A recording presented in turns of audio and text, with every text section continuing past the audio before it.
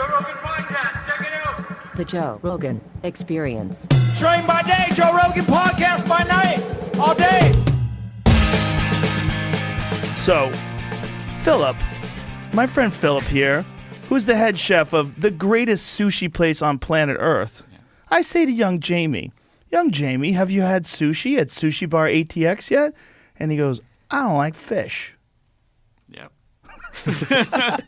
Put that mic in front of your face. What's wrong with that? What could you not like about fish? Well, I've eaten it. I'm not like afraid to try it all the time. I've worked at restaurants and, they've made really great halibut. Okay, what about filet of fish sandwiches from Well, McDonald's? no, that's not. How? What the fuck? Those are goddamn delicious. It's like a smell and taste to it that just. I mean, have you tried fish? I mean, obviously, a fillet of fish sandwich is not going to be, $100 a pound Toro. But it's still delicious. Filet of fish is like the best thing McDonald's ever figured out. No. Listen, yes. Listen, I know it's terrible for you. Like every time I eat one, there's like the brain is saying to the mouth, what the fuck is wrong with you? And then the body's like, dude, but the mouth's like, shut up, bitch. I don't know, man. I'm steak and potatoes from Ohio. Like, it's just, that's. I enjoy steak and potatoes as well, though. I don't know. Some people It's hard just. to say. I always wonder if people just have, like, if their tongue works different.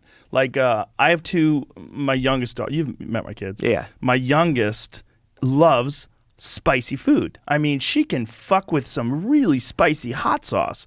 Like, I got this Señor Lechuga hot sauce. They sent me a bunch of it. It's awesome stuff. And they sent me some with Reapers. I mean, it's got a fucking kick to it. That'll have it. And she goes, what's that hot sauce? And I go, this one might be too hot for you. She goes, let me try. I go, you serious? And she's like dipping her finger into this Reaper sauce. She's like, I can handle it. I go, wow, she's 11. And That's gnarly. It's gnarly. My 13-year-old will not fuck with it at all. She's like, yeah. She barely likes crushed red pepper on pizza. She can't handle that. Yeah, I mean, everyone's a little bit different with the way that they're, like coffee. I hate coffee. That's so odd to me. I think the flavor is disgusting. And it's I've definitely had that conversation with people before, and they're like, well, you haven't tried the right coffee. And I've tried everybody's who's suggested that. I just think it tastes disgusting. It tastes burnt. Do you not like caffeine, or do you not like... Well, I don't do caffeine. None. My body doesn't work well with it. What happens when you have caffeine? I just get shaky. Oh, I think really? I kind of OD'd on Red Bulls when I was younger. I used to drink like 4 or 5 a day, and then one day I just didn't work anymore. Did you see that refrigerator that we have out in the hallway that's a Black Rifle coffee refrigerator? Yeah. They have these cans of Black Rifle coffee. It's like a cold, it's like espresso with milk and sugar. It's so fucking good. They're so delicious, but there's 300 milligrams of caffeine in every can. I mean, what is a Red Bull? A Red Bull's like, I'm going to guess, 150? Is a Red Bull... Let's guess. How many milligrams? Not even, no idea. No. Too many. What is it? A 12-ounce can, it says 111. Okay, that ain't shit. It's got that taurine in it. I'm just kidding. Oh, it's got that bull cum. No, it's got other stuff in it. Do you know taurine is bull cum? I do now.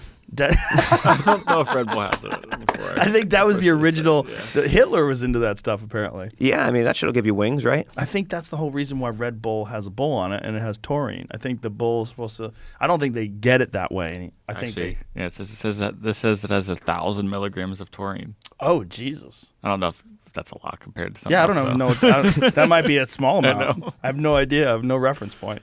But here's the thing. You gave me this. Thank you very much. Absolutely. This is, it says the Yamakaze single malt Japanese whiskey. And you said that this is... So the Yamazaki Sherry Cask, 2016, this bottle won, I can't remember which, Whiskey World Awards or whatever, but it did win gold. And so this became like... I don't want to call it the Holy Grail, but it became one of the most sought-after bottles of whiskey in modern times. And mainly not just because of the fact that it won gold, but they only made enough to produce 5,000 bottles. And so the bottles have been gone for quite some time. Listen to this. Here we go. Oh, that smells good. I have a buddy, my buddy Alex. Shout out to Alex. He's really into like really nice Japanese whiskey. He knows this. Give me that glass, son. Come on. Give me just Share a little. touch. Just a touch. That bottle's got to last. There's not many left. Come on. Nothing lasts. What, are you going to live forever? Cheers, my friend. Cheers.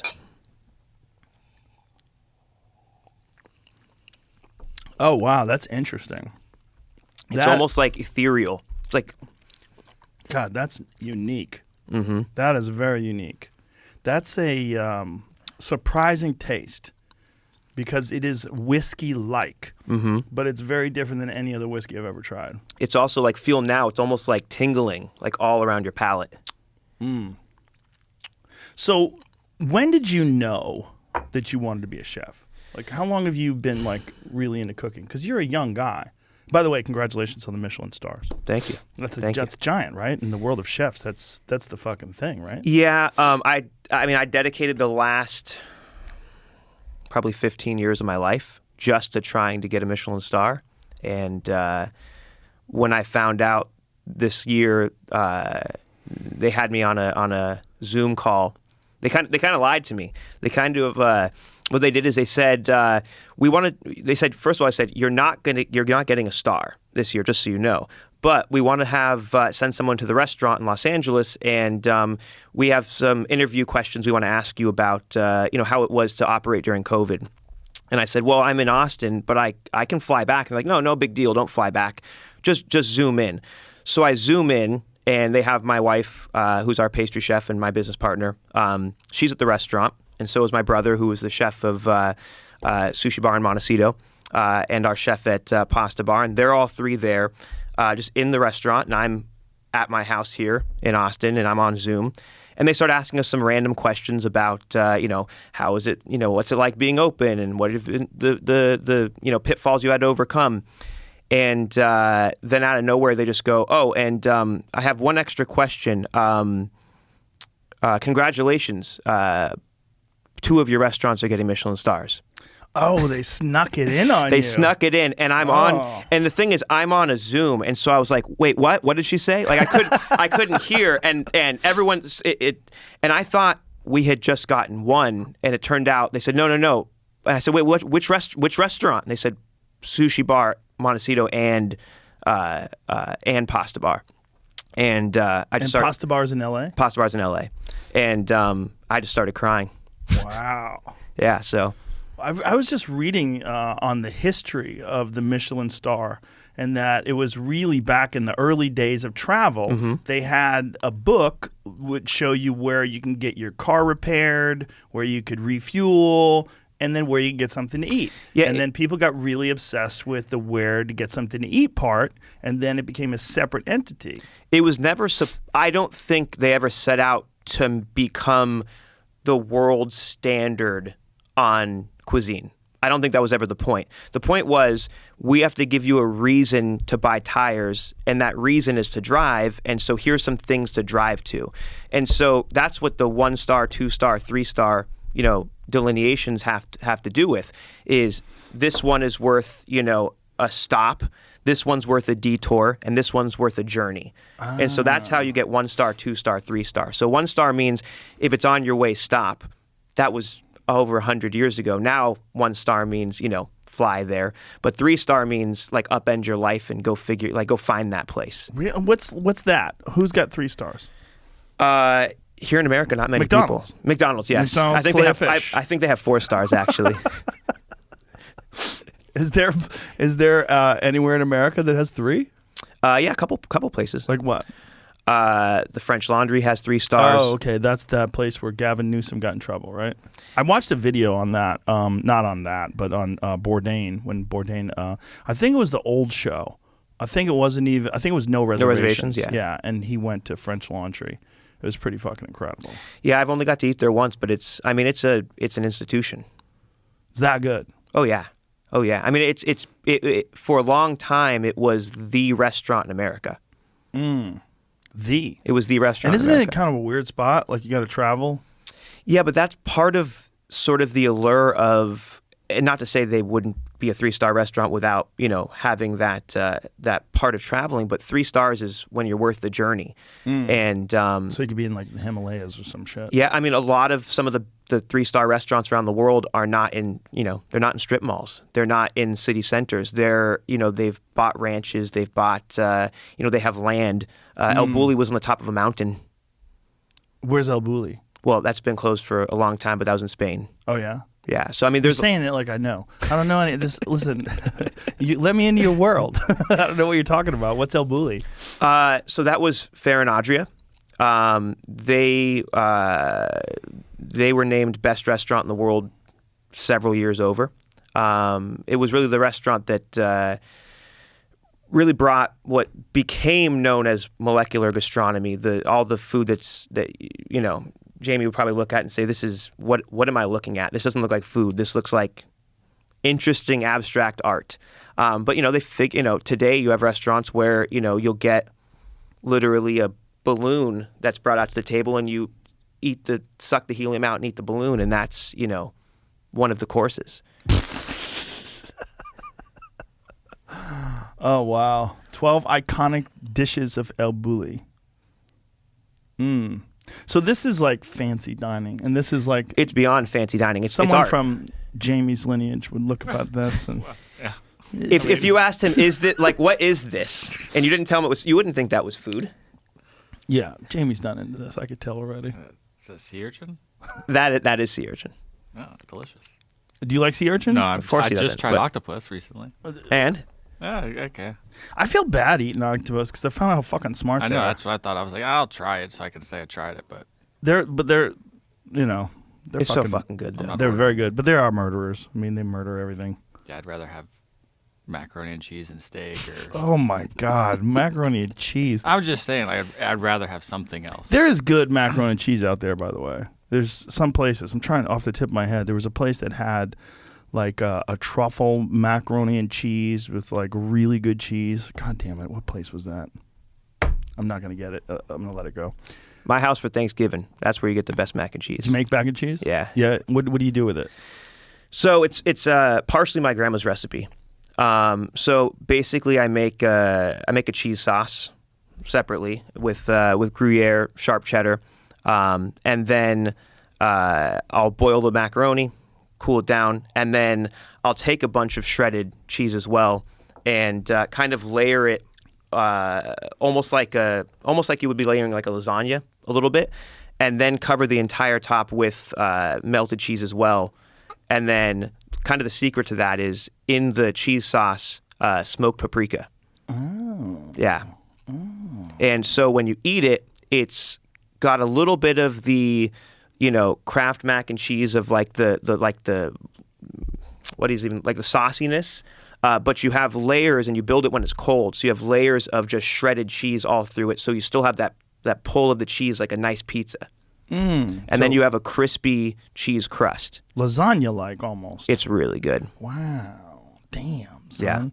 Yeah. I am addicted to watching. There's so many pages on Instagram now that are just, they're essentially like a 1-minute cooking show. Have you ever watched any of those? Maybe. I'm sure I flipped through them. Why do people love looking at people cooking food? Because I fucking love it. Yeah. I think it's got to be something like psychological. It's got to be something about like watching somebody nourish, like creating nourishment maybe in some sort of like, abstract way that you haven't really. It's an art thing, though. It's also like there's a beauty to it. There's a creation of like a delicious meal. Like how good that's going to taste because you've had something similar. And so you're watching them put together some dish with skill and then all the different elements of it and all the, the knowledge that has to be. You have to earn the ability to cook a delicious meal. Like it's not something very simple. Like to do it just right. It's a art form. It is, but but like most art forms, it's a craft and it's a practicable craft. Yeah. But I think back to what you were saying about why are people attracted to that? I mean, you can go on and watch, people blow dry their hair or apply makeup, and that, is probably attracting some people, but only people who care about, makeup, where it feels like even people who aren't into food, who aren't like, self-acclaimed foodies, they still like watching food. And I think it has to be something deeper than just a craft that is interesting to look at. Yeah, though that's one of the things that's fascinating about it is that it is a craft, but it's also, like you said, it's nourishment. I mean, everybody needs food, and it looks fucking amazing. It's one of the only things where the artist, if you call him an artist or craftsman, have to take enough responsibility and have enough integrity to understand that the art they're creating is going to be ingested by the audience, not just hung on the wall or worn. Right. Yeah, well, it took me a while to figure out that it is art. It really was Bourdain that showed me from his first show, from No Reservations. I remember watching that show, and one of the beautiful things about No Reservations, and then also Parts Unknown, was that his narration was all his writing, and it was all so very specific to his writing. In fact, his voice is so specific that, he got obsessed with jiu-jitsu and started posting on a Reddit jiu-jitsu subthread, and eventually people figured out that it was him. Just because of his voice? I don't know how they figured it out, and it may have been posthumously that they figured it out, but there was this whole article about Bourdain posting on this subreddit, and like real honest about his journey and his battles with jiu-jitsu, but he did it in a way that's very similar to the way he does the narration on his show, which was one of the more interesting things about the show, because you got an insight into an art where you're the practitioner is explaining it, but he's so articulate and passionate, and shooting star gotcha. Yeah, I see people like, am I tripping? Yeah, there's shooting stars in the ceiling. But there's an aspect to the way he would describe it, and I remember watching his show going, oh, it's art. Like, I was like, duh. Like, why didn't I see it this way before? I just thought, oh, that place is delicious. But there's also an art to like changing a tire or anything. Like when you see someone who's really good at something, there's an art to it. Right, especially if you're into that thing. Yeah. Yeah, I always talk about that with pool, the game of pool, because most people look at pool, it's fucking boring. You're just shooting a ball in the hole. Yeah. Who cares? But for someone like me who plays, I see someone like Earl Strickland, like a great pool player. I watch him play, like, God damn it, that's amazing. It's beautiful. Yeah, I mean, when somebody can make something look easy, but also make it look sexy at the same time. Sexy. Yeah. There's it's really cool that we live in a time where the entry barrier to like expressing yourself in that kind of a way is so simple. Like there's a guy on Instagram that I was just going back and forth with. He's got a great page. It's cooking_with_fire, and he makes bomb ass Mexican food. And he was a chef, and he's just basically dedicating all his time now to putting online content out, and he's doing like a 1-minute cookie show. He just does the whole like no matter what he makes, he bangs it out. Cooking with fire seems to be hard to do in 1 minute. Well, he does. It's just a really well edited thing. He'll do the whole deal, from creating the salsa to cooking the meat to creating some sort of a sauce to go on it. And every time I watch his channel, I want to fucking eat like a pig. So like he's creating all these different things, and then he's making this is just hot dogs wrapped in bacon. You picked a terrible one, Jamie. Excuse me? Sounds delicious. I think Jamie picked the one he wants us to cook for him tonight. That is exactly what Jamie would want. I want to watch him cook shrimp. But anyway, it's one of those things that's a little Nomad grill. That's pretty badass cool grill. You could take that sucker around with like a suitcase. It's all insulated. But the point is that there's the entry barrier to putting out content like that is it's so minimal now. It's like all you have to do is have a camera and point it at you when you cook and just have some narration. Yeah, it's something that definitely wasn't there before, but I don't know. I haven't really gotten that into watching it really myself. Did you? Obviously, you've worked with some great chefs. Do you like watching people put the food together? I used to watch like food TV religiously. I think that was when I was sort of like just up and coming as like a young cook. When the thing is, being a chef and being a cook are two entirely different things. Obviously, being a cook is a prerequisite. What's the difference? So, if I was to come over to your house tonight and I was to cook you the best meal you ever had, that would not make me a great chef. That would make me a great cook. So you cook one thing, like maybe a chef means you can cook a bunch of different things? No, the fact that I did it myself. If I cook you food, I'm cooking. If I brought 5 or 6 people over to your house and I got them to work together to make you the best meal you've ever had, that would make me a chef. So saying that, like, my wife cooks great food, so she's a fantastic chef, isn't correct. It's more like saying that a conductor of an orchestra, you wouldn't call the conductor a great violinist. Now, the conductor probably needs to not just know how to play the violin, but also, be very good at it. Okay, so a chef can cook, but they really coordinate all these people that are cooking together in a restaurant. It means chief. But when you have a private chef that people hire to their home to cook for them, and that's an individual, what is that guy? Now a private cook? Well, you can hire a private chef. That sounds a lot better than a private cook. But what is what is the job function of that person? Well, I guess in that scenario, if you just have because there's some households that have, a team, right? And some households would have a single individual who's cooking. So you can be the chef who also cooks. It's not to say that if you cook, you are therefore not a chef. It's just that the difference, and we're talking more about in the industry, being a chef is to be someone who brings others together to cook, as opposed to someone who just cooks. So you would call it, like if you're working in a restaurant, a steak restaurant, the chef would be the main guy that tells everybody what to do. That's the person who's typically writing the menu, who's handling all the ordering. That's typically the person who's dealing with the broken dishwasher. Oh. Well, that's not glamorous. No. The fuck is that? No. Don't you have a guy that handles the dishwasher?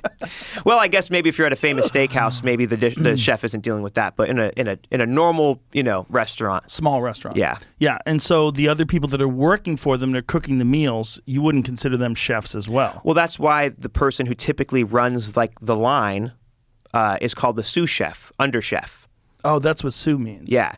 S-O-U-S? S-O-U-S. So you have chef de parties, which are basically station cooks, and then they report to a sous chef who reports to, in some cases, a chef de cuisine who reports to a chef.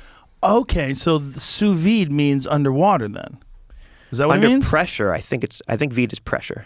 But I could be wrong. But you're cooking in water. What's the pressure? It doesn't have to be water. So you can cook sous vide in any sort of. So what you're doing with sous vide is you're creating an anaerobic environment by. What is sous vide? Under vacuum. Okay. Okay, so like a vacuum bag. Yeah, so under pressure. Okay, right.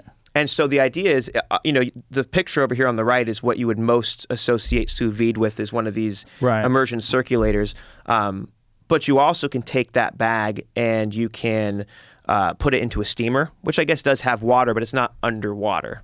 I've seen people cook sous vide in a Ziploc bag, though. Mm-hmm. So what the hell's going on there? Well, you've taken out, you didn't use a vacuum machine per se, but you can do what we call ghetto vac.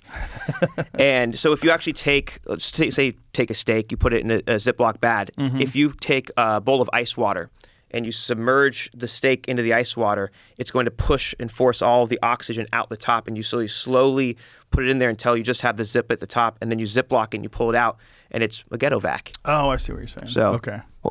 But I've seen people do it where they just put it in there and whoop, just zip it. None of that ghetto vacuum. They probably aren't at a really nice restaurant. No, they're at home. Yeah. You can do it at home. But is the results the same? So the less of an environment that is there, the more accurate you're going to have the cook. Mm. So if you have a bunch of oxygen in that bag, then that oxygen is going to react at a different temperature or a different rate than if there's no oxygen. Now, when you first started cooking, did you go to culinary school? Were you cooking actively before you went to culinary school? Yeah, so I went to culinary school. I had been cooking for years, and I only went for a few months and I dropped out. Really? Yeah. Look at that, kids. You can drop out of culinary school and get 2 Michelin stars. Why did you drop out? I thought I was going to University of Food.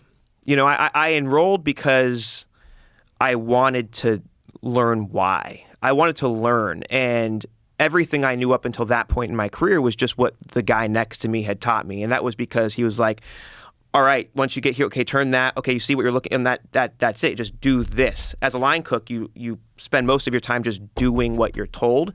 And so I thought, okay, at this point, this is what I knew what I wanted to do. And so I thought to myself that I'm going to go to school and really learn about this. And then I got there, and it was cooking class. And I had no desire to take cooking classes. Well, what do you mean by cooking class? It was just step by step basics. Yeah, they're teaching you the alphabet essentially. Kind of. It was. I mean, it wasn't even that it was the alphabet. It was. Well, there was a couple of reasons that I quit. One was actually, we talked about the French Laundry. I had the opportunity while I was in culinary school. One of my chefs had invited me to go with him and another group of chefs to the French Laundry.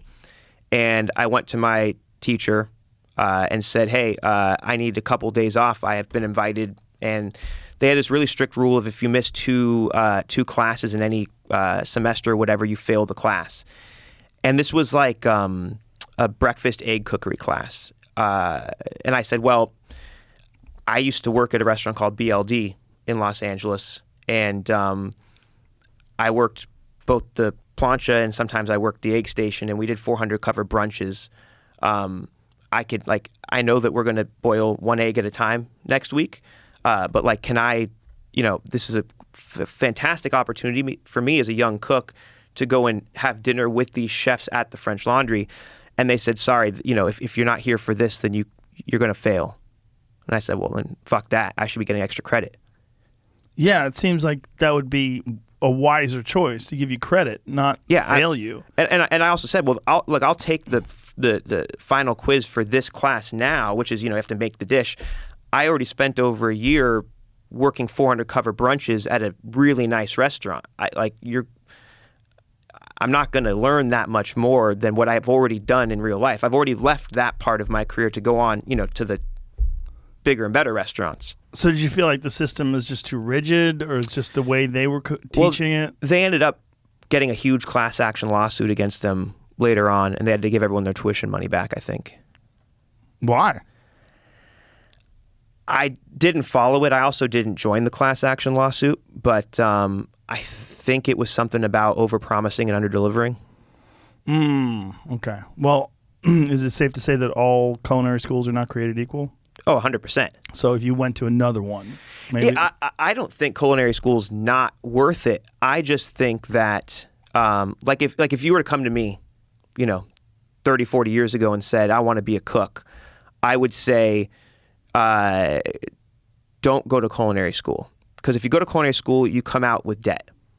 And if you come out of culinary school and we hire you at one of our restaurants, we're going to end up saying to you, great, everything you just learned, okay, don't do any of that, because now we want you to do it exactly how we do it. And we're going to show you how we do it.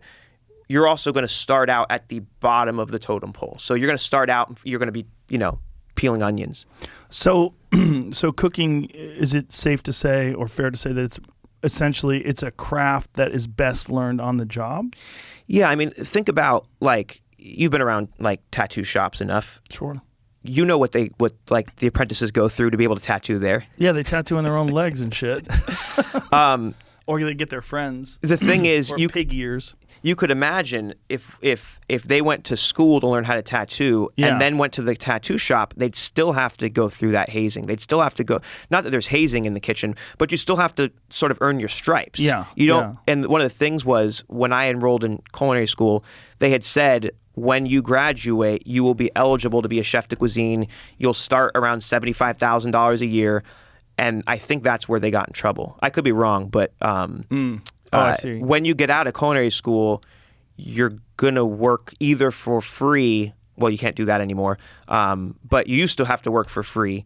Or you're just going to come in at the minimum wage, because, yes, you have a degree from culinary school, but that doesn't mean that you're going to know anything that we need for this restaurant.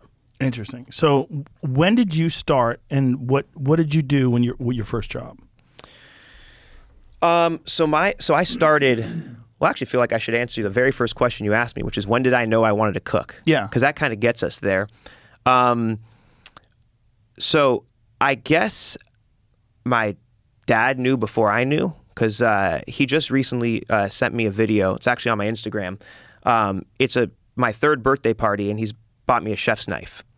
Wow. Yeah. Your third birthday My third party? birthday party. And you can clearly hear him say, it's funny because I think, I haven't gotten the full story, but I think my mom's holding the old camera, and it kind of shaking. And I guess he says, oh. There it is right there. I think he says, I don't know what else to get him. All he wants to do is cook. You know what? He always wants to cook. That's not a real knife, is it? Did he get you a real chef's knife? I actually haven't asked him because he sent that to me and he said, look, you've always wanted to cook. So I don't know if that's but knowing my dad, yeah, it's probably a real knife. And did he just hide it from you? Here's your knife, and then No, hide it. I cooked growing up every day. But did you use that knife? I don't remember. But you were 3? Yeah, probably not. It probably wasn't. That seems like a lot for a 3-year-old. Those little tiny fingers. Let me see your fingers. They're all there. They're so you all probably there, didn't use but it. I'm missing some parts.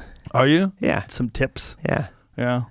But no, so right away, yeah, you always wanted to cook. Apparently I did. I don't remember that, but I do remember I'm the oldest of 5, and growing up, my dad cooked every single night at home, and he never wanted to go out. So my parents divorced when I was very young, and when we were at Dad's house, he cooked, and each of us had a responsibility. One of my sisters would set the table, the other one would clear the table, my brother would do the dishes, whatever that it was. I was the only one who could see above the counter at a certain point, and so I was always the one who would help cook. Interesting. That's the days before phones. Because now you'd be like, kids, get off your phones and help daddy. You'd be like, Yeah, probably. Just let me finish my TikTok. No, but apparently I would stop playing video games to come cook. Oh. Yeah, no, I loved it, and I cooked all the way. That's how I started. When I was younger and I wanted to, take girls out, it was a lot less expensive if you go to the store and you buy stuff and you cook at home. Plus, it's kind of romantic and impressive. Like, wow, Phillip cooks. Yeah, and you already finish. You finish dinner and you're at home. Yeah, it's very cool. Yeah. When you have something that you really love to do, like really early on, what an advantage that is. Because that's one of the things that troubles people the most when they're young. It's like, what do I want to do with my life? When you find a thing that you're passionate about early, God, it's such a huge advantage. Yeah, it's really interesting looking back because there's really only 3 things that that I excel at: cooking, playing the drums, and my parents got me a drum set when I was 18 months old. And poker. My grandmother taught me how to count using cards. Really? So, those are to today. Those are the 3 things that I have excelled at in my life. So, do you make money playing poker? Not like professionally, but I have won money. So, when you go to Vegas, do you get real serious and take nootropics and fucking sit down and calm your mind? I took tournament poker serious for a long time. But that's something I would go to Vegas for because in LA we've got fantastic tournament poker there. Mm-hmm. But I would study and I would listen to podcasts and I would, review hands and things like that. Yeah, my friend Ari Shafir, when he was coming up in LA, he was making most of his money playing poker. It's a fantastic discipline that creates a very difficult, how do you explain it? It's, I'm sure he's explained it to you.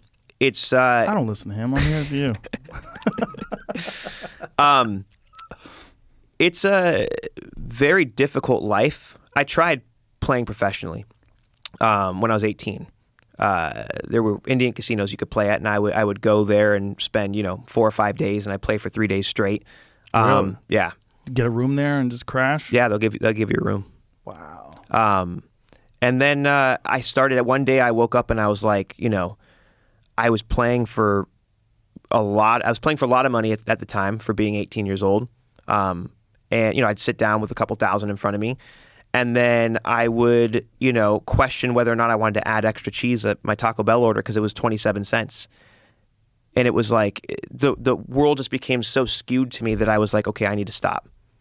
Because you were looking at money so fucked up because you were making so much money and playing for so much money when you're playing poker? Yeah, it wasn't even that I was making it because I was, it was that I was playing with the money. And so you start looking at the world in terms of big blinds.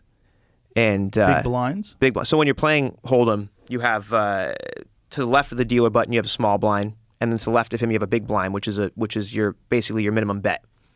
And so if you're playing a 2-5 game, and that's what I was playing back then. What's that mean? $2, $5. So $5 is the minimum bet to join the hand. And so it's forced action to the left of the dealer button. You're required to put $2 in if you're the small blind, and you're required to put $5 in just to start the action. So then you look at your cards, and if you're not in one of the blinds, you can fold for free. Or you can raise more money, or you can put in $5 just to stay. And when you start looking at the world in terms of big blinds, it's time to either make that the only thing you do forever or do something else. And were you thinking about only playing poker at one point in time? Yeah, I was. I had a really good job while I was playing cards. I was actually selling mortgages. No kidding. Yeah, so I was one of those guys that was selling the stated income mortgages. So you're selling mortgages, playing poker, but you really wanted to be a chef.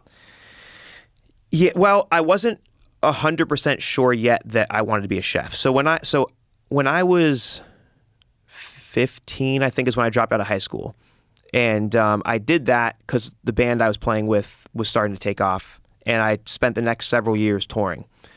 And I would, we'd be on tour and You were on tour when you were 15? Yeah. That's divorced parents right there.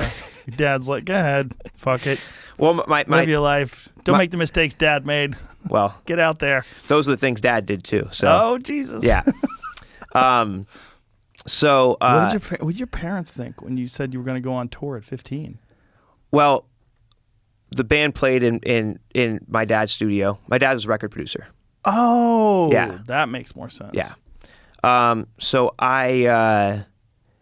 we would play, locally back then, and then we'd start doing like weekend tours. And then when it was time to okay, I'm going to stop going to school, the only deal I had to make was that whenever I wasn't on tour, I had to have a job. I couldn't just sleep in all day. So there was a Jamba Juice right by our house, and got a job there. Wow. And what led you to not keep pursuing the music? At a certain point, so while I was playing while I was playing music, actually, I turned the studio certain nights a week into a little poker room. So I'd have friends over and we'd play cards at the house. But while I was touring, I eventually decided, because when I decided to stop going to school, I said to myself, if the music thing doesn't work, I'm going to go to sushi school. So the music thing did work, and a couple years went by, and actually my godmother owned a catering company. And so in between tours, I didn't really want to keep working at Jamba Juice or Starbucks or anything like that. And so I asked her if I could work for her. And so I invited her over to the house. I cooked dinner for her, and she said, well, I'll introduce you to my chef. And if my chef wants to hire you, then you'll be hired. And so I went to her catering company, met the chef. The first thing was okay, you're making family meal today. And so I cooked for the whole staff, and she said, I'll hire you as a dishwasher. Oh, Jesus. And was that because that was the only job they had available? Looking back at it, I was offended and angry, but I didn't care because of what she said after that, which is you don't get to start being a cook. You have to start as a dishwasher so you can have respect for what it is that the dishwashers do. And she said, here's how this works. The faster you clean that dish pit, the more I'll teach you. So whenever that dish pit's clean, you come and find me and I'll give you a task. But if there's ever any dishes, that's what you're doing. So it kind of gave me that bit of work ethic of like, all right, I'm going to work my way into that next position. That seems to be a theme with great restaurants. And when you talk to chefs, this work ethic theme, because it seems like when you talk to people that have worked in restaurants, one of the things that they will almost unanimously discuss is the amount of hours and the grind and how difficult it is. Yeah. And that development of work ethic almost is like kind of a boot camp for chefs. It is. It's it's not so much anymore. Laws have changed, culture has changed, but you're spending like a 16-hour day was not even a really long day. I dated a girl once who went to college for restaurant and hotel management, and then she got a job at this restaurant, and I remember I would go visit her, and she was fucking miserable. I mean, miserable. She couldn't believe the hours that she had to work. But you have to love it. Yeah, that's an industry you have to love. Well, she just wanted a career. She had went to school, she graduated from school, and then she had this job that was like, and then she had this boyfriend who was a fuck up, who was a comedian. So it was like very, very weird for her because like I had most of my day completely free.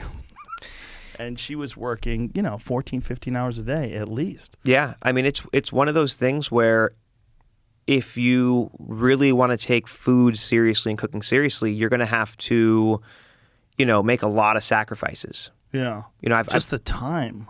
Mm-hmm. You're not there for birthdays. You're not there for anniversaries. You're not there for Valentine's Day for sure. Because you have to work. Because you have to work. Day. Yeah. Because someone has to cook at all those restaurants you go to. Yeah.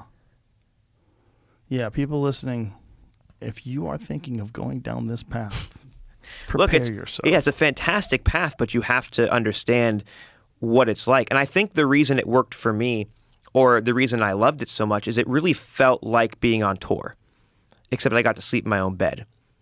How's that? Well, like playing music, you spend all day getting ready for the show that night. And there's something to getting to the restaurant and prepping all day, getting ready for the show that night. And so I feel like the camaraderie of being on it, like being in a crew, is a lot like being in a band. The hours are a lot like being in a band. And then the shenanigans, after hours, are a lot like being in a band. The boozing, is that what you're talking about? Yeah.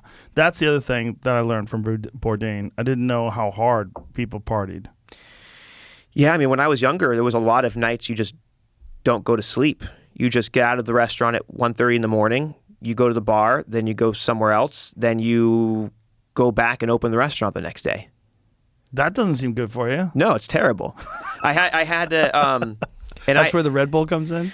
Well, no, I quit Red Bull earlier than that, but thankfully I never got into drugs, so it wasn't that, but I would drink a lot, and I actually had one time...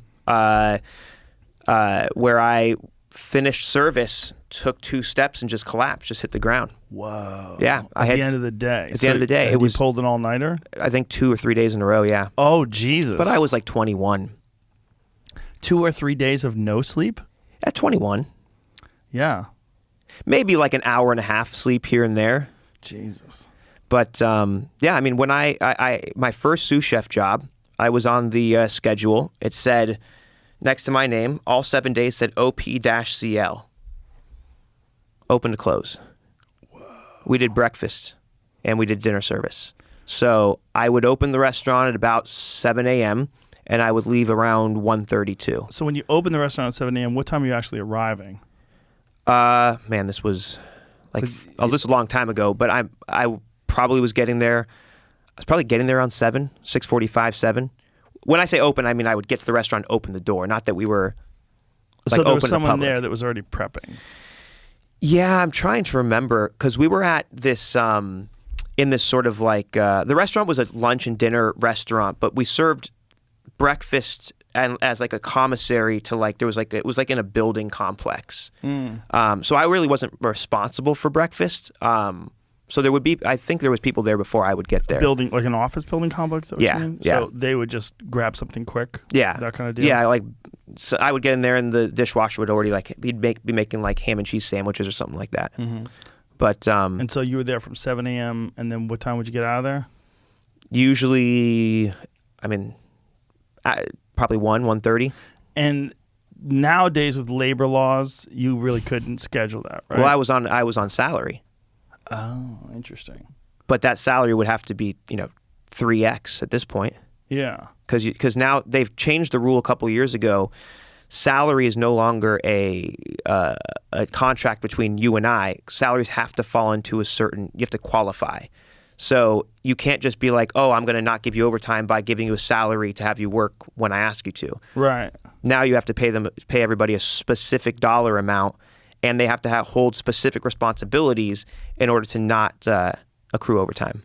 Yeah, I think that's good because I think there's a lot of employers that are abusive. But I also think there's something romantic about this story of you almost dying.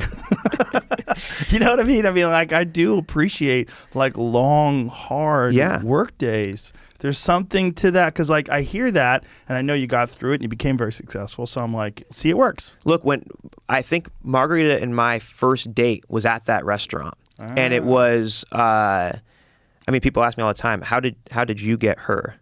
And it's food. It has to be. That's hilarious. Well, you're a cool guy. Don't sell yourself short. And plus, you're kind of cute. Oh, Don't you appreciate think, it. Jamie? I'm top 3 in this room for sure. Top 3. I'd say so. But so because of that schedule, I couldn't take her on a date. And so I remember the very first date we had was at the restaurant. I told her to show up at 12:30 after I sent everybody home. And I had spent all day secretly prepping a special menu, and she showed up. And I sat her in the dining room that like overlooked the kitchen, and I would make a course, bring it out to her, sit down with her, have a sip of wine, and then go back in the kitchen, make the next course. Oh, wow. Yeah. What did you think she did during the time where you were in there cooking? Well, I told her to bring a friend with her because I told her that I'm going to, otherwise she's there for 20 minutes in between each course. Well, listen, man, that's a clever move. Look, it worked. Yeah, clearly. Yeah. That's interesting. I mean, I would imagine that that's probably one of the most difficult occupations to date in. Yeah. I sacrificed a lot of relationships prior to that one. Yeah, I can only imagine. It's in that way, it's very similar to stand-up comedy, not in the work ethic part, because comedians are notoriously terrible at that. Yeah. But it's hard because, you date a girl and they want a normal evening life. And you're like, I got to go do a set. And, I had relationships where they're like, you don't have to. And there was like the record skipping in the room, like, yes, I do. Yeah. Yes, I do. Like, because I have friends who've had relationships where the girl said, you don't have to, and they listened.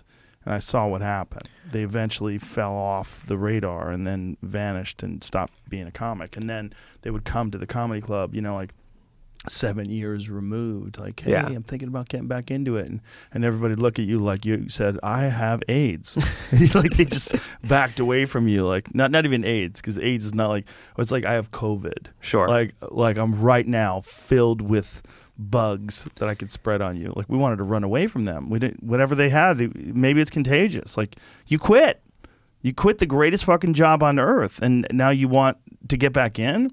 Just get back in. Don't tell us you're thinking about getting back in. Fucking get back in. Well, I think it has to do with communication. And I think that's what a good relationship is built on.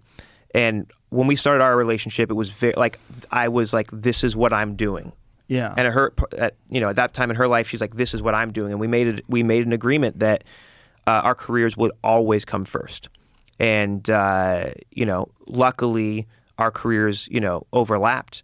And for the last 13 years, we've worked together. That's awesome. Yeah. That's very cool. And it's very cool that it works and you guys still get along so great, even though you're in this like highly stressful, like very strenuous sort of an environment. Well, I think it's because we have boundaries and we have rules for like this is where, so like if we're sitting at home having dinner or if we're at a restaurant, for her birthday, and there's a call from one of our restaurants or we have something like that, always comes first, and so there's never really been an issue where it's like jealousy because one of us has to do what we have to do because that's what we do.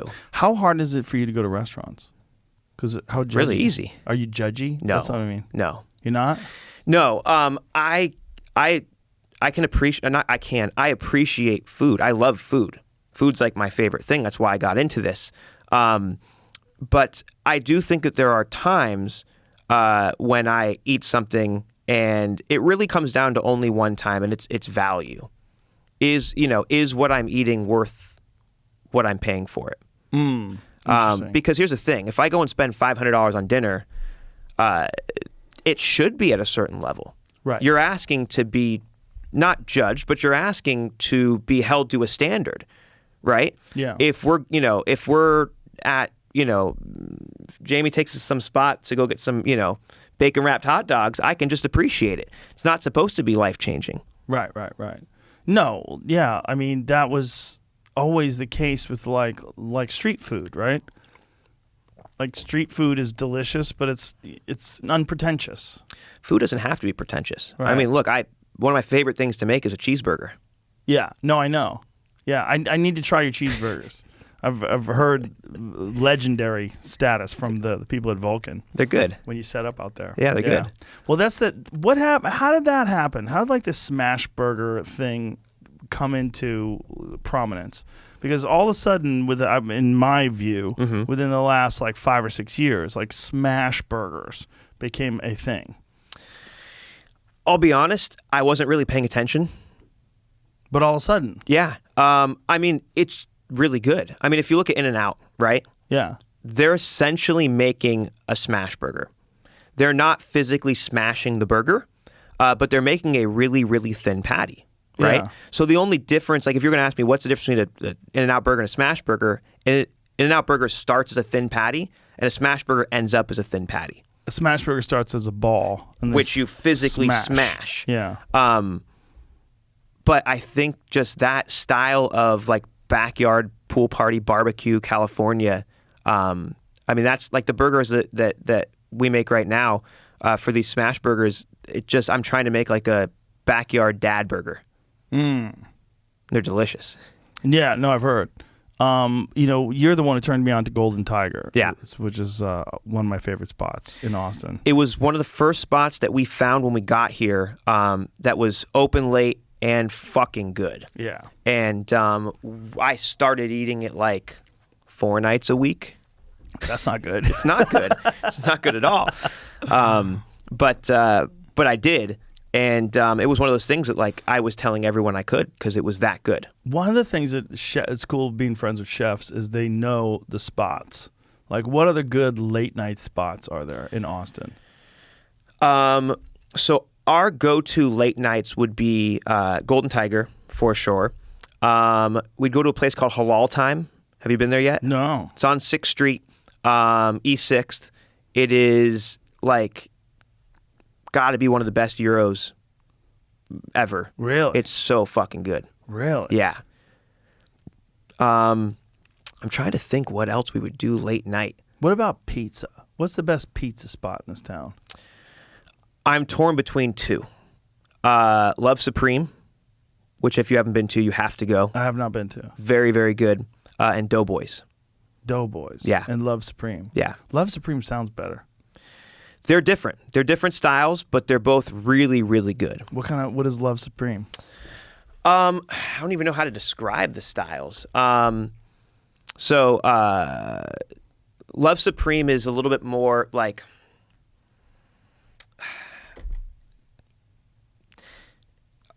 Are you pulling it up?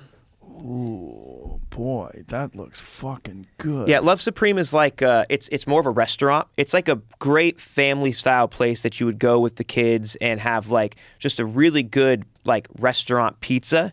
Doughboys is a little truck. I'm writing this down. Yeah. I got to put this in the phone because I'm always looking for like a best pizza spot in town. It's very good. Full disclosure, the chef there, Russell, is he and I go way back. Well, I don't think you would lie. No. You have to have a full disclosure. That looks fucking good. Now is that's Doughboys? Now, how important is wood fire To a pizza or in Yes. general? to a pizza? I Because it's think- always like a thing. I think wood you can- fire. That goddamn Doughboys. That pepperoni. That looks really. I'd. You get into I'm gonna that? have to order that Fuck tonight. sushi, right? Well, yeah. You're all about that. Jamie's all about Doughboys pepperoni. I've been That, looking for a good pizza place. that looks fucking bomb diggity. Yeah. Woo. I mean, Doughboys is in the back of Meanwhile Brewery.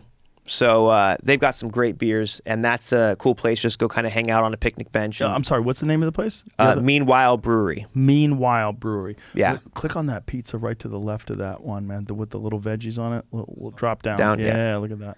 Oh, that looks good. That looks fucking good. Yeah, well, I mean, I'm on this animal-based diet for all of January, so all I'm eating all January is meat and a little bit of fruit. And so I see pizza, and it calls to me, Yeah. you know? Like, that's what I'm doing February 1st. I'm going to fuck up a pizza. Call me. I'll go with you. Pizza Okay, February. let's do it, bro. Yeah. What's that, Jamie? All pizza February. Maybe. All pizza February. See how fat I get. I will look like a beach ball. My It's, face will 30 bulk. My face will go like this. My stomach will distend. It will be a real issue. How's that going with the? Great. Yeah. Yeah, I added fruit this year, and it changed everything. First of all, it stopped the diarrhea in its tracks, which is before when I've done nothing but meat. I don't know what it is. It just gives you ferocious diarrhea, like oil spill diarrhea, like somebody broke a pipeline. Not good. Man, maybe that's how you lose weight. I don't know. Yeah. No, I don't think that's how you lose. I don't think that's wise. I think you're just losing weight from the lack of calories. I mean, it's a pretty simple equation, right? But for me, one of the things that comes with eating this is I'm eliminating all of the bullshit, right? I'm eliminating a lot of the processed foods and Yeah. sugar, and that's really what's wrong about most people's diet. It's overconsumption, which I'm a massive.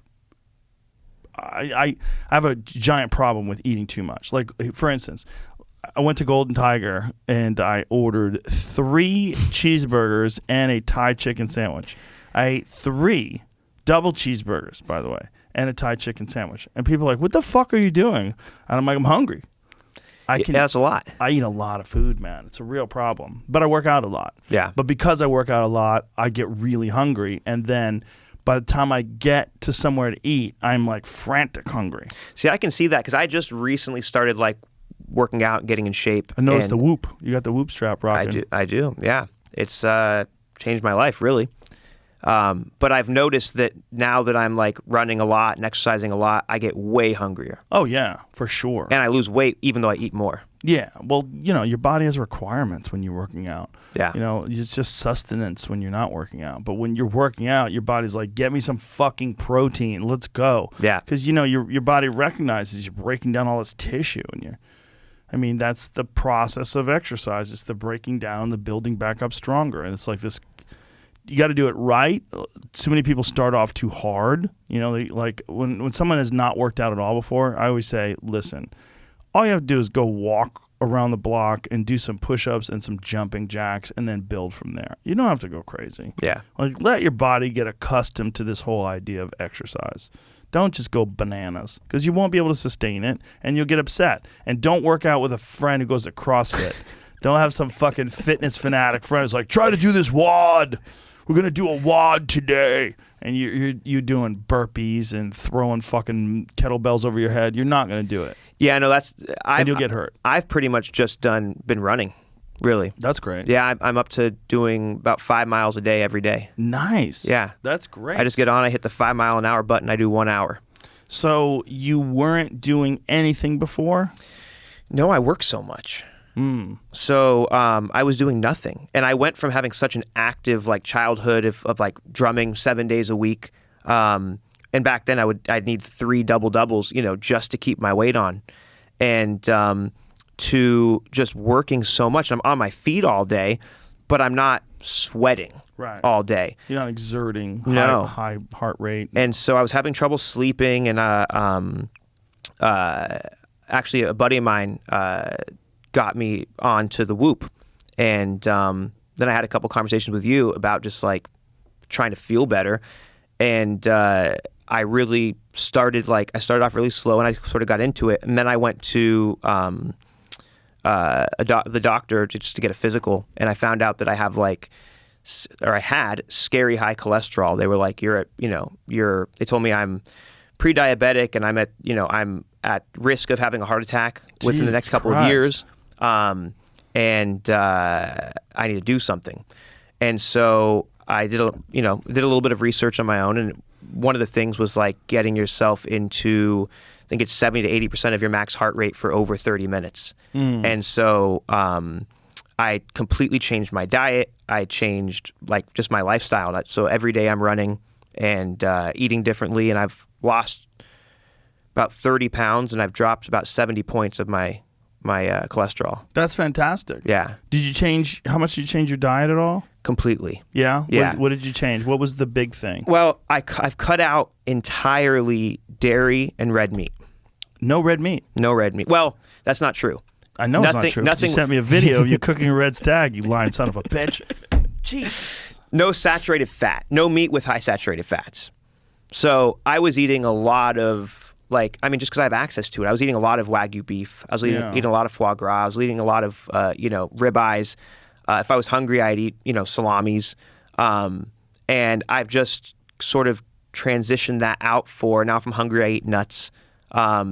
Eating a lot of turkey and chicken. Turns out sushi is actually really good for battling high LDL cholesterol.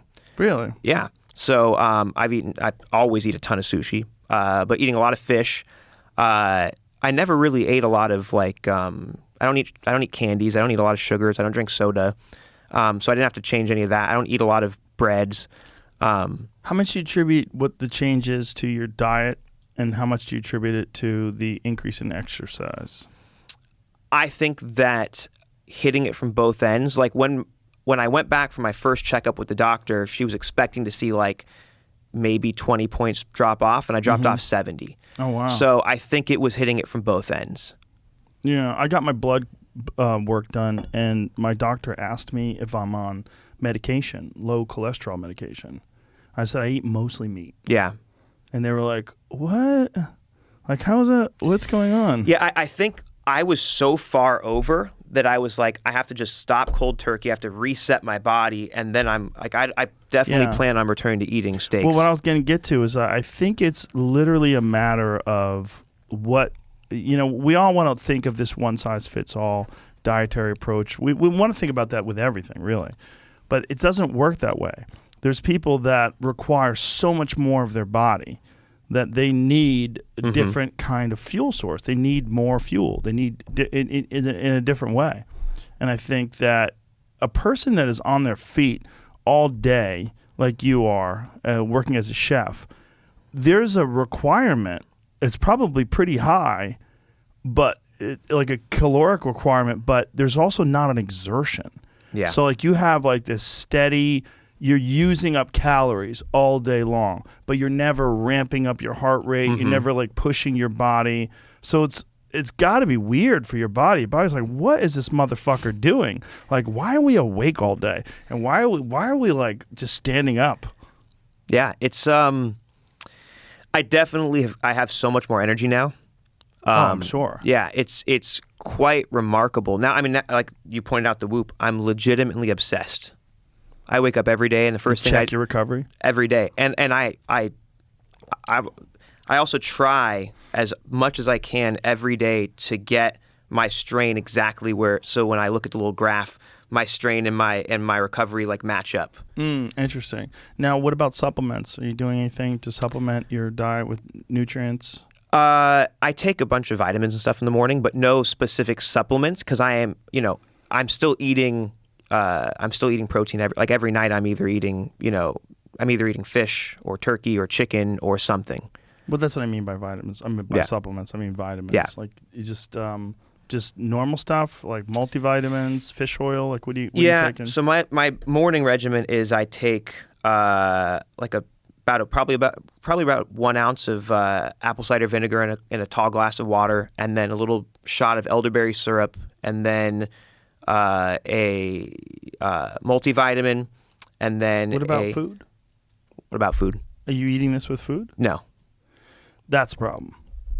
You need fat and you need some sort of carbohydrate to bind with the vitamins. When you're taking vitamins and you're not taking vitamins with any food, your body's like, what is this? Your body has no idea what it is. Your body's super confused and probably is going to piss most of it out. Interesting. If you want to get maximum absorption of your vitamins, you must take it with food. All right. Yeah, because otherwise, why would you have these vitamins? Like, your body doesn't understand that. Your body understands vitamins in the context of something else. Fiber, fat, carbohydrates. Your body doesn't understand, like, a fistful of vitamins in water. It's like, what is this bullshit?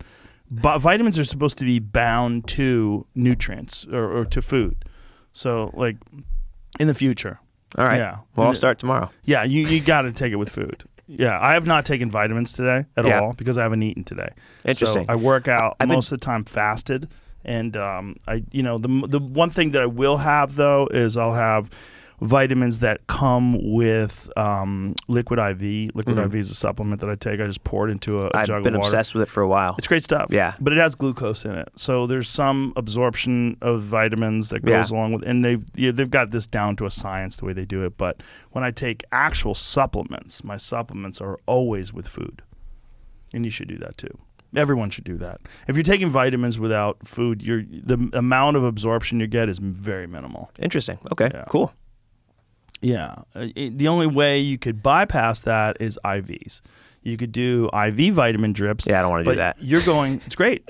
It's really great. It's about one of the best ways to get, like, if you're sick, I highly recommend it. If you ever get like a really bad cold, high dose vitamin C, D, zinc, glutathione, IV drips are fantastic. It's really, because it's going right into your bloodstream. It bypasses your stomach, your liver, all that jazz. It's going right into the system.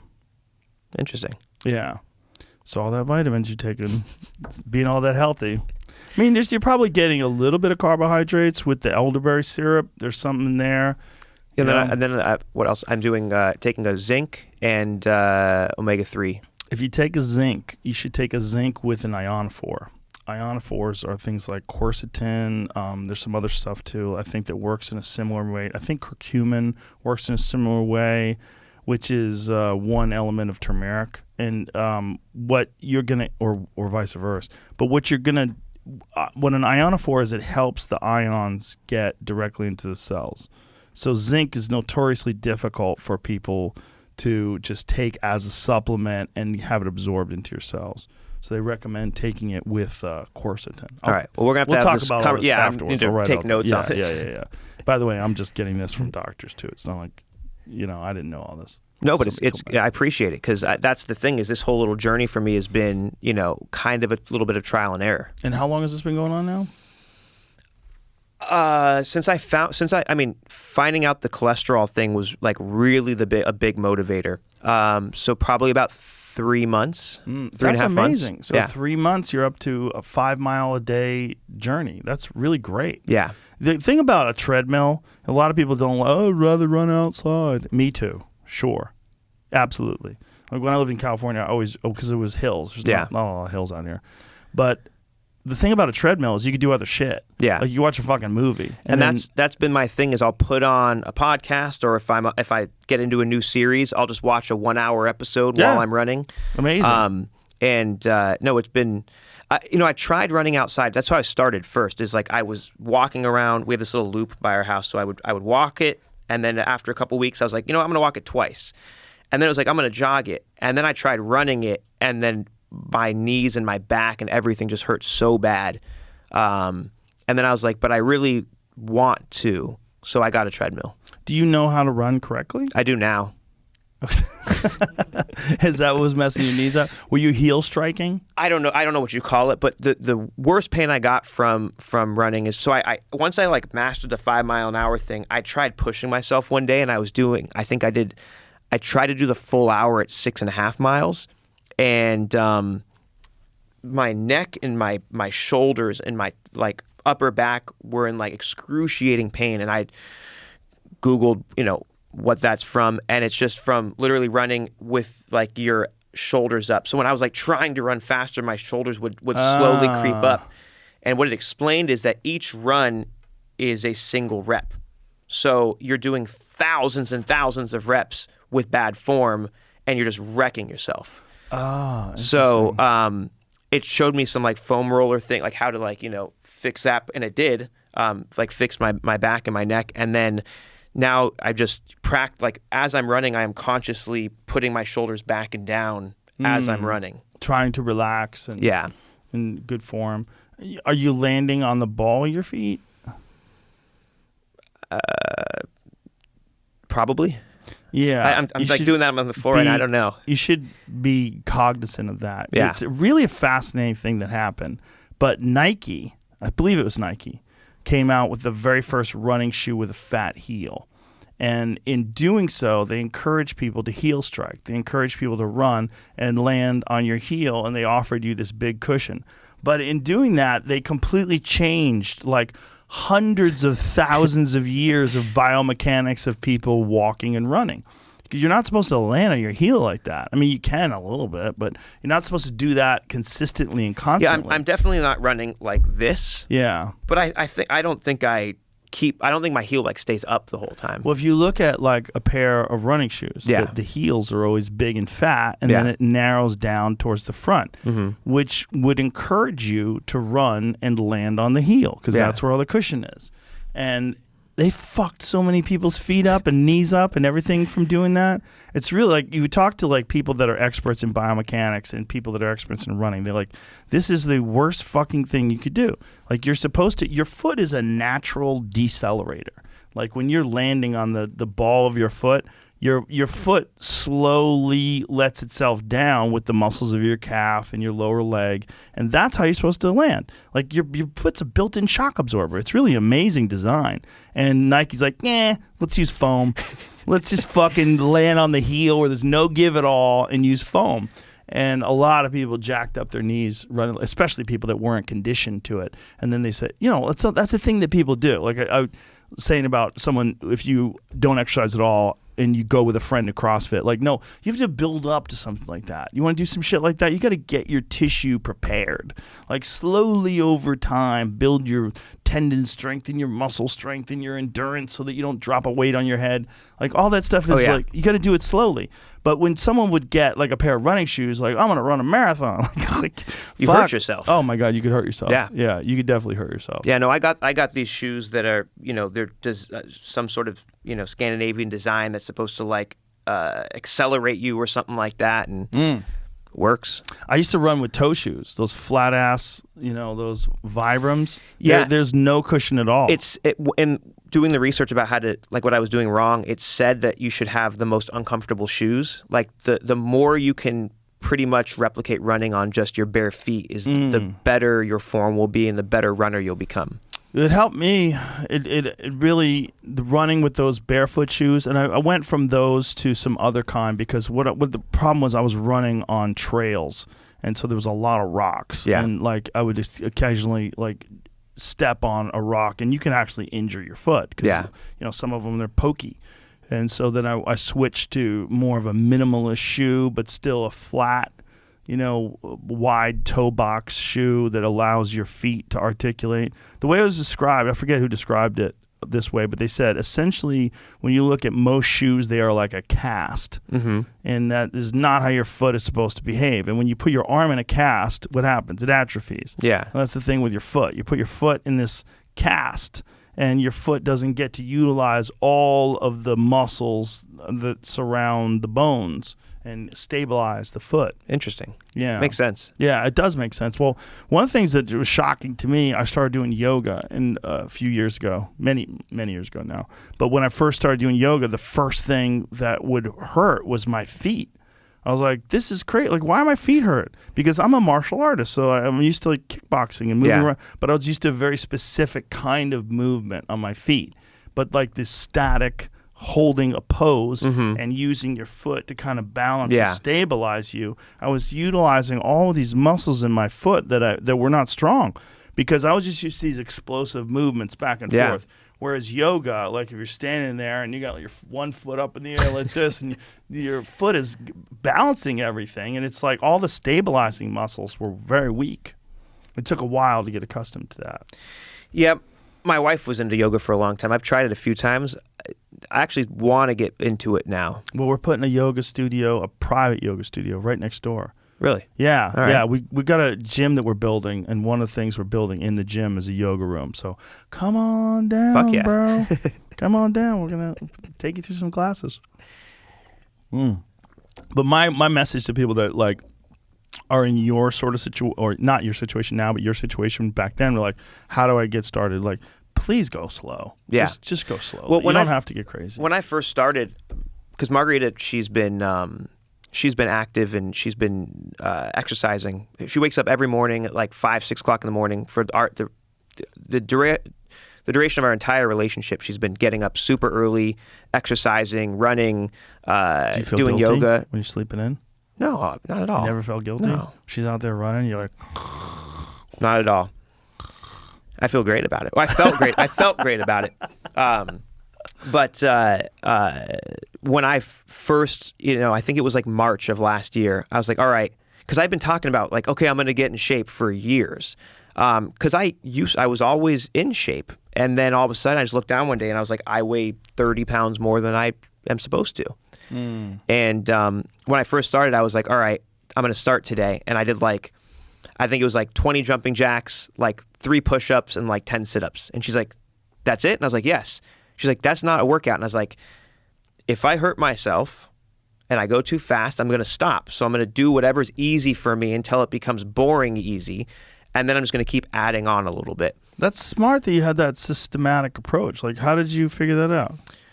Because that's kind of the key to anything in life. If you hurt yourself on it, then you don't want to do it again. Yeah. If you burn yourself on it, you don't want to keep doing it.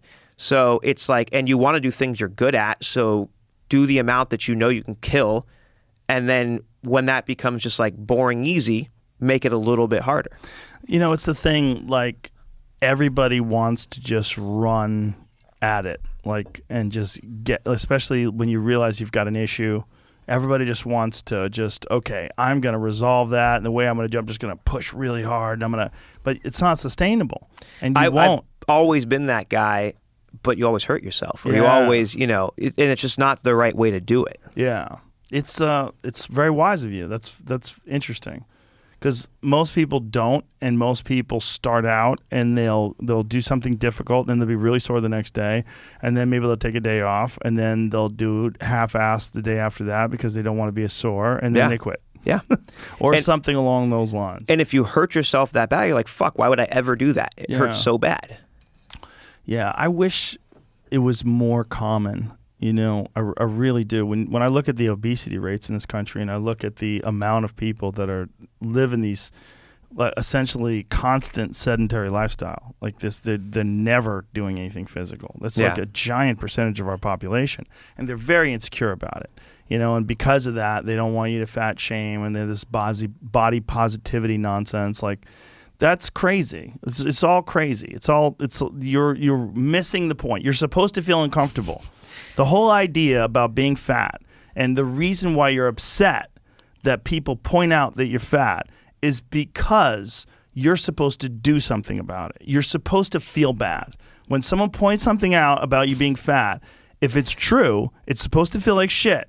And it sucks that it feels like shit. But that, in turn, is supposed to motivate you to do something about it. I think whatever it takes to motivate yourself. It's interesting because you also could fall victim of not living a sedentary lifestyle and being on your feet 15 hours a day and still being incredibly out of shape. Especially if your diet's bad. Yeah. Yeah.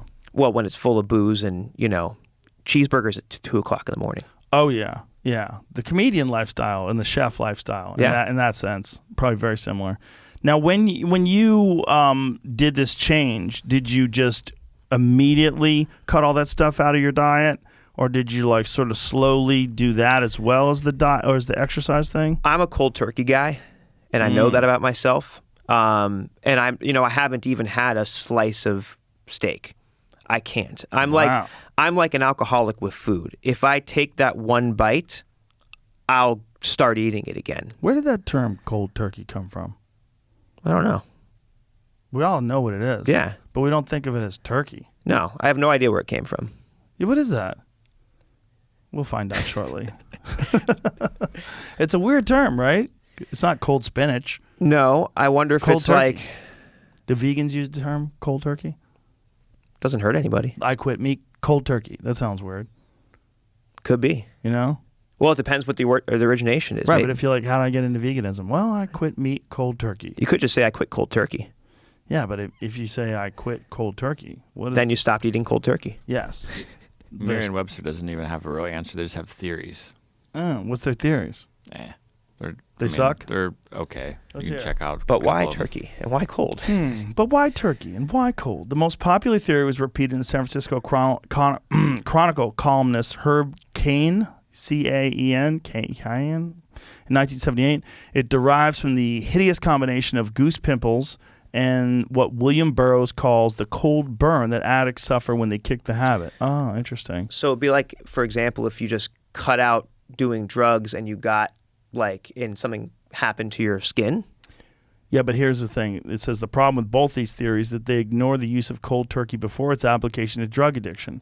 In a cartoon that appeared in newspapers in November 12th of 1920, ace slangman Thomas Tad Dorgan used cold turkey this way. Now tell me on the square, can I get by this for the wedding? Don't string me. Tell me cold turkey. Wow. Boy, do people talk weird in the 20s. The fuck is wrong with these people? The editors of the Historical Dictionary of American Slang have found an earlier usage, 1910 usage, where the speaker lost $5,000 cold turkey in the sense of losing it outright. Huh. Cold being straightforward or matter of fact, and the earlier talk turkey. Oh, right. Like talk turkey. Like you jive turkey. That was a thing. Like people would call people a jive turkey. Right? Isn't that weird? You jive ass turkey. I'm going to start bringing that back. You jive ass turkey, Jamie. Fucking jive ass turkey. How dare you? What a strange thing to call someone a jive turkey. What is jive even? What does that even mean? Let's Google jive, right? Jive ass turkey. Yeah, I wouldn't even. I've never thought about that. I don't know. I don't know what that means. Unreliable. Oh, Makes unreliable. exaggerations or empty promises. Oh, you empty promise and turkey. Unreliable turkey. Turkey's a strange food because it's not that good. It but can be good. It's okay. It can be good. It's all right. It's not like venison. It's not like a ribeye. It's not. No, but you can make it really You good. can make it pretty good. It can be pretty good. Let's be honest. There's a reason why it's not on most menus. Yeah, it's not as easy to make as good as a ribeye. You can't. It's not possible. Well, a ribeye you have to just not fuck up. Right. A ribeye or a turkey you have to actually cook with finesse. what do you do? Like if you're doing a Thanksgiving turkey, are you a boil and peanut oil guy? No. So I did Thanksgiving turkey this year. Ah. So what I did is it's similar to what I do for my whole pigs, and I took just did in a big trash bag overnight the day before. I take lemons, limes, oranges, both the zest and the juices, melted butter. And when you say the zest and the juices, you mean like you Take like grate, a microplane and you grate just you grate the outside, the skin. a bunch of chopped onions, a bunch of herbs, and I basically rub it all on inside, outside, everything, tie it up, put it in a cooler, leave it out at room temperature overnight. Room temperature? Yeah. Why? Because so when you cook something, you want the internal temperature to cook at the same rate as the external temperature. That's why people cook sous vide, right? Sure. And if you just take a turkey out of the fridge and you put it in the oven, or you leave it out for an hour and put it in the oven, it's still ice cold in the interior. How long does it take for a turkey to get to room temperature? Probably overnight. It's not even. Okay. It's not even completely. And here's the thing: once it gets to room temperature, even according to the health department, you have 4 hours. but you have a lot longer than that. So what you're doing is just taking into account the fact that it's been refrigerated. Yeah, so I'm removing the refrigeration from it, right. so that when I put it in the oven, it immediately starts cooking from the inside out, not from the outside in. Right. So like you know, everyone's seen that, like the quintessential steak where it's the slice and it's like well done, medium well, medium rare, and then rare right in the center. And I'm like, that's a terrible steak. If you order a medium rare, you don't want 10% of it to be medium rare. It should be medium rare top to bottom. Some people like that though. I've talked to people that like a nice crispy sort of a crust on the outside. But you can get a crust on the outside and still retain what we call a gradient, a very low gradient. So what I was going to say is some people like the rare on the inside, but like the combination of those two textures, like the sear on the outside, but a rare on the inside. No, and that's not what I'm saying. You can achieve that, but that if you want it to be that rare, then so if you've got a piece of meat like this, right? And here's your visually cut. For people that are listening, rather. Yeah. So top to bottom, right? You're going to have your crust on the top and the bottom, and when you cut it, the very center is what would be the least cooked, right? Because the ambient temperature is coming from the exterior. Unless you sous vide it. Unless you sous vide it. But there are ways to cook it so that the internal temperature from center to, call it sear or crust, is the same temperature. So if you want a rare steak, you can still get a nice crust on the outside, the exterior, and still have a properly cooked interior. Do you think that a steak that's cooked like sous vide style, like say if you wanted it to an internal of say 130, 135 degrees, what do you like for an internal of a steak? Temperature-wise? Yeah, temperature-wise. I don't go off temperature. You don't? If you had a guess, like what do you think would be, if you're going to sous vide a steak, what would you put it at? I wouldn't. Okay. But if you were but going if you had to, yeah. A ribeye? Yeah.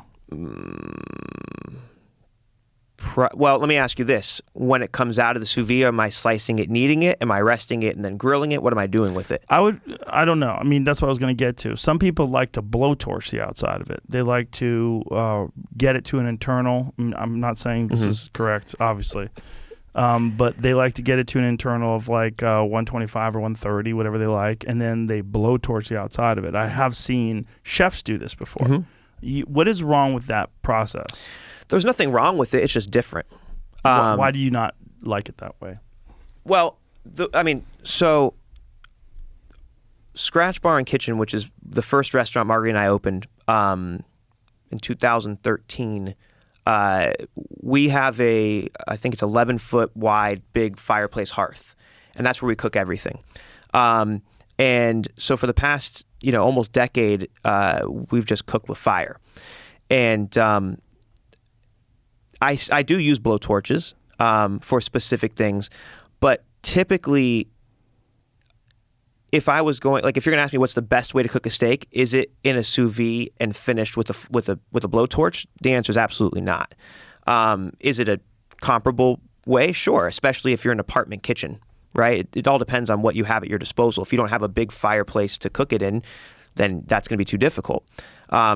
But I think to try to answer your question, at least, I'd probably go for something around 127 with the intent to rest it properly and then finish it on some sort of fire. So if I have an actual live fire, then I would finish it in the flames. And if you have no other way to sear it, then a blowtorch, I guess, would do. What about cast iron, like cast iron frying pan to sear it at the end? Yeah, I personally don't like sous vide steaks. I don't like the texture that it achieves. What is different about it? It gives it, again, it can be done properly, but typically, like when you if I order steak at a restaurant and it is sous vide, I'm going to go, oh, they sous vide this. It just has a bit of like, almost like rubberization that happens. To me, like, you need to get the actual proteins to a certain temperature to coagulate, to actually, like, whenever anyone's like, oh, bring me a ribeye, like, bloody, that's not very good. You either need to eat it raw or you need to cook it enough where the proteins have coagulated enough that when you chew through it, it snaps and you can chew through it. If you've ever had like a really undercooked ribeye, it just becomes stringy. You have an overcooked ribeye, it's tough. You have a properly cooked ribeye, it's melting in your mouth. And it's all about finding the correct temperature. So each cut is going to have a different temperature that you're trying to achieve. No, are there any meats that are superior when you cook them in sous vide? A short rib. I think a short rib.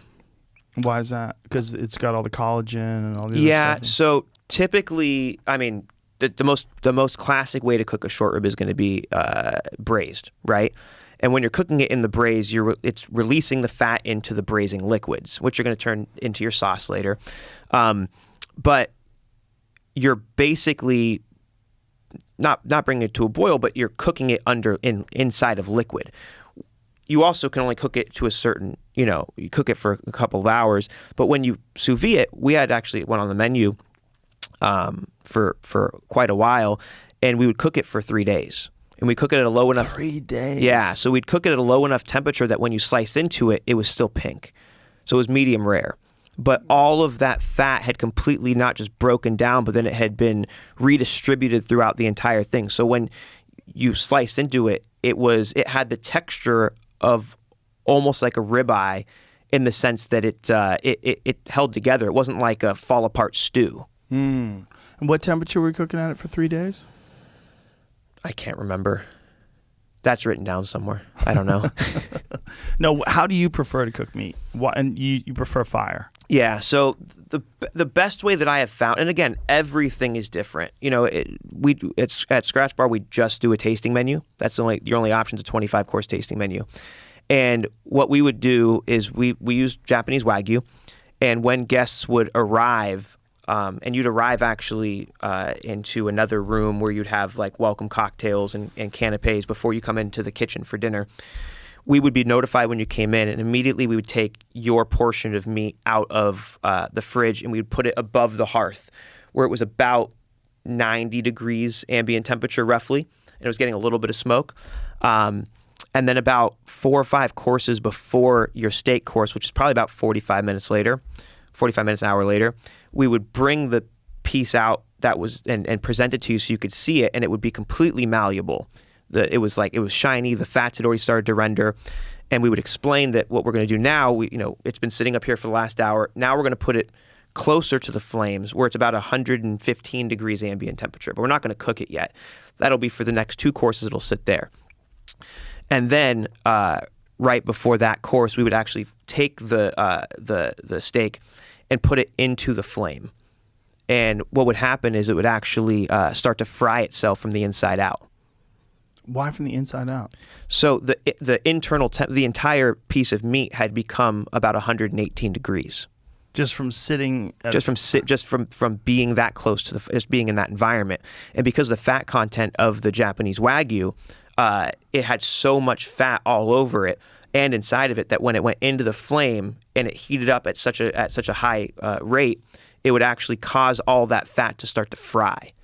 But isn't the outside still hotter than the inside because you're yeah, but the fat would conduct the heat, and it would, I mean, technically probably the outside. I mean, yes, the exterior would also get a bit of a crust where the interior wouldn't because it actually touched the flame. So how's it doing it from the inside out then? So if you've got the piece of meat, right, and you've got let's just a flame here, and you go into that flame is going to touch the exterior, right? It's going to heat up. It's going to touch that heat is going to transfer to the fat, and that fat is going all the way through the piece of meat. So it's actually going to be like the interior fat is going to be up to a certain temperature that will cause it to fry. So when we pull it out of the flame, it's actually the entire thing is going to be sizzling as if it looks like it's been fried. So is this a strategy that you would use only for Wagyu because it has that high fat content? That specific thing, yeah. But it also, like I did the thing I sent you with the venison, did a very similar thing. Even though it doesn't have that fat content. And that was red stag. Did you get that from Texas? Is that? Yeah, from I think they're called Hudson Meat Market. I basically called around for trying to find who has like local venison. It's one of the best things about Texas is that you can get specifically exotics. You can buy them commercially. Like nilgai is very popular out here, which is an Indian animal. It's a large elk-sized they're weird looking. Have you ever seen one on the hoof? Not in person. I've seen a picture. Yeah, I haven't either. Well, no, I did once. Yeah, no, I saw one at a ranch in Texas, but I saw him briefly. Like he ran through this this trail that we were on, and I was like, look at that fucking thing. He was kind of blue. They're weird looking. Yeah. You can pull up a Nilgai so people can Don't get they have tiny little heads or tiny little horns, something? Yeah. tiny antlers. But look, they're kind of like blue. Like, look how weird that thing looks. It's so strange looking. It's almost like a fake animal, you know? Like, and the males in particular, I think all of them have antlers. It looks like some sort of crossbreed between like a zebra and I don't even know what else. Well, it's a very unusual animal and really delicious. Have you eaten a Dai Due yet? Yeah. Did you like it? I loved it. It's great. Yeah. Have you met Jesse? I haven't. Jesse Griffiths, who's been on the podcast before too, is fantastic. I might have met. So I ate there 2013, 14, something like that. Jesse has a school where he teaches people how to hunt, how to butcher, and how to cook, and takes people with zero experience. And one of the things that he really loves is hogs. He takes people to hunt wild hogs, first of all, because they're a plentiful resource in Texas in particular. You must kill them because they are invasive and they're overpopulated. There's so many of them, they destroy agriculture. And so it's an easy animal to gain access to hunt. It's very prevalent. It's an easy hunt. And especially when you're shooting rifles, your success rate is very high. And then on top of that, Jesse will show them how to break it down. What is his, can you see what, it's old school cookery, I forget the name of his school, but he takes you through the entire process, and it's a very small amount of people that are allowed to attend because here it is. The New School of Traditional Cookery. That's it. The New School of Traditional Cookery was founded in 2006, concurrently with Dai Due Supper Club to provide an educational aspect of our business that promotes responsible use of our wild resources. Jesse's awesome. I'm such a huge fan of that guy. And his whole strategy, like here, click on that to show Jesse cooking a full board. Go full screen. Let's see this. Very meat focused, but it's what the region has to offer, and it changes. He's also a giant fan of whatever. cooking over fire. Like everything he does is over. I think he uses post oak for the most part. Well, once you start doing that, you fall in love with it, and you kind of can't go back. It's a real issue for me. It's become a problem. Because it takes so much fucking time, you know, like cooking over like fire is whatever the fuck it is in your caveman brain that gets excited about grilling gets excited 10% more. Oh, yeah. Or more than that, maybe, by cooking over actual hardwood. And I don't know why that is. When we first opened, when we opened Scratch Bar in its current location where we got the hearth, the reason I decided to go completely wood fire only, I mean, there's no other cooking apparatus in the kitchen, was because I wanted young cooks to have to learn how to control their environment. I felt like there was a lot of, you know, when you're learning to cook or you're working a station as a young cook, it's like, all right, go to high heat and then go down to medium heat, you know, go here for this long and then do that and then do this. And I felt like it would be really interesting to just have like them have to learn how to, you know, if you let your fire die down, you're fucked. You're completely fucked. You know, when we opened the restaurant, we had a pasta on the menu, and you have to boil water on an open fire, and you can't just like crank it by turning it up. You have to keep your fire going. And so that was kind of the idea. And once you really start cooking with it, you almost can't recreate the flavors and the feeling that you get from that. Yeah, the feeling is a part of it. It really is, especially when you're the one who's actually doing the cooking. I don't know how much that feeling is for someone who is completely removed from the process, who just gets it served to them. The flavor is definitely different, but the feeling when you're actually cooking the meat. Yeah, it's there's something about it that's very enticing. Well, at the restaurant, I mean, if this was the hearth right here, you're sitting as close to it as you would be. So you're getting all the aromas. There's no seat in the restaurant that isn't within 20 feet of the hearth. Oh, that's wild. Yeah. And what do you? Is this your spot? Yeah, that's Scratch Bar. Okay, and so when you're cooking, do you have? Okay, so you have wheels, and you crank up and down like Argentine style. So when we first opened, we were doing wheels. You can already see there I've removed everything. So what we actually ended up going with is just bricks.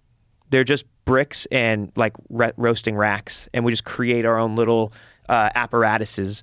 I also got some rolled steel to create little planchas. So what was wrong with the wheels? It was too one size fits all. Like you could see there that's about I'm going to say roughly 4 feet and 4 feet. So we had 2 4-foot wheels. One of them was just a big grill, and one of them was a big like plancha. And because we're doing tasting menus, and you've got so many different things happening, like that's great if you're at a restaurant where it's like, all right, you're going to fire 50 steaks in the next, hour and a half or whatever. But this was like, you've got like 7 or 8 different courses coming off this, and each one needs to be, treated a little bit differently with the fire. So we would create all these different sort of apparatuses and little areas to cook. That's fascinating. So what kind of foods are you cooking in this fire other than just meat? Everything. Like how you doing? Like fish, vegetables. Basically, at some point, everything is going through the fire. And so you're using frying pans? You're using just a plancha? Like what do you? Sometimes you're going into the coals with a pan. Sometimes you're going with the meat or fish directly into the coals. Sometimes you're Sometimes you're just warming something. You may have like a raw fish course that just sits by the fire for a few minutes just to get warm and get a little bit of smoky, flavor to it, and that's it. I've seen people cook on coals, like they lay a steak down flat on the coals. But I was always under the impression that coals were not the best conductor of heat, and that you really are better served with a hot metal. Depends really what you're going for. What is the difference in the flavor that you can achieve from putting it on coals versus putting it on like a grate above the coals? Well, I mean, right there it explains it. Either you're going directly into it, either you're touching the grate and you're getting the smoke that the coals create, or you're getting the flavor of the coals. Now, sometimes that might be a bit harsh, but for example, the Santa Maria style, tri-tip in California, which is California's answer to barbecue, which I thought was something till I came here. Ranchers. Well, it's not really. It's grilling more than it is barbecue, right? Completely. But it is manipulation of the protein with the temp. So I mean, there's some barbecue aspect to it. But like that one, like if I'm doing a tri-tip and I actually competed in the I think 2 years in a row, I competed in the 805 state championship or whatever. And what I did is after you cooked it and I would rest the meat, I would then dip it in a barbecue sauce, get my pit really, really roaring, make a little hole, and then put it in and bury it in the coals. And that would sort of give it a really interesting exterior, just like texture and flavor. So explain that again. So you would take the tri-tip, you would dunk it in a barbecue sauce, and then throw it right into the fire? And then bury it in more coals. Did you cook it to a certain temperature before that, or did? Yeah. So I would take the whole tri-tip and, with the rub, and I would, start it really low so it gets like a little bit of sear, and then you go all the way up and you just let it kind of like an hour and a half, just let it sort of slowly get the smoke, and obviously there's no lid on it in the Santa Maria style, until you're at about 127 or so, and then I take it out and I'd put it in an igloo cooler and I would close the top for about an hour, hour and a half, and then when it was time to serve, open up the cooler, dip it completely submerged in barbecue sauce, and then I would basically char the barbecue sauce in the coals. Oh wow! How was that? It was really good. Sounds fucking amazing. I'm hungry now, dude. Well, tri-tip is an interesting cut, right? Because it's very lean. It's delicious though. Yeah, it's very good. It seems like one you could fuck up though. It's so easy to fuck up. Like the thing is, if you cook tri-tip like a steak, it's not very good. And I think the average person, like if tri-tips in every market in LA, but if you just go and grab a tri-tip and you try to cook it like a ribeye, it's not very good. What do you have to do differently? Slow. Slow. We gotta slow it down. So you got to treat it like you would treat like a game meat because it's so devoid of fat. Yes, and I mean you can cook game meat faster. But in a thin slice. Well- Tri-tip is kind of a fat roast. I mean, it depends though. Like that venison saddle that I showed you. I mean, it was a 2-pound saddle, it was about this big, right? And I cooked that right in the fire. But it seemed long and not very thick. Like I'm looking at the image that you sent me, and it seems like it just doesn't have the same kind of thickness. Like that doesn't seem very thick. Yeah, maybe not. I mean, that makes sense to me that you would cook something like that at high heat over fire. And God damn, that looks good. I'll send this to Jamie so he can. It's kind of interesting how you did it too, because you have made in your. I mean, obviously you have access to whatever the fuck you want when it comes to cooking, and you made like the most primitive sort of setup. You just use like concrete and cinder blocks. That and was shit. like $250 from HomeDepot.com. They Yeah. just brought it all on a truck and dropped There it in it is. So you I mean, it's probably about 1.5 inches thick, maybe 2 inches thick. and you built this whole situation. What is this? Why are we looking at Jim Gaffigan? So you made this like completely on your own. Yeah, so they're literally cinder blocks on the bottom, and then just bricks on top. And I basically recreated what we have at Scratch Bar just in my backyard here. And where are you getting the grate from? That little grill rack. Yeah. I mean, you could probably buy it at HEB, but I don't even remember where I got that from. Probably one of the local restaurant supply stores. And when you cook, do you use specific wood? What kind of wood do you like to cook off of? I prefer almond. Almond. Yeah, but you can't really find that here. So this is mesquite. Why do you like almond? It burns really clean. So like, for example, I explained at Scratch Bar, you're sitting really close to the fire. If I was to use, some of this post oak, everybody who left the restaurant would just smell like they came from a smoke shop. Oh, I see. And so almond tends to taste, it gives you more of a foresty flavor and less of a barnyardy flavor, if that makes sense. It sounds like you're selling almond wood, because barnyardy flavor does not sound like anything I want in my food. Of course you do. Well, sort of, but barnyardy sounds like horse shit. Yeah, that's when I not hear what I meant, though. barnyard, I feel like I smell poo. Sure. Well, what's the forest smell like?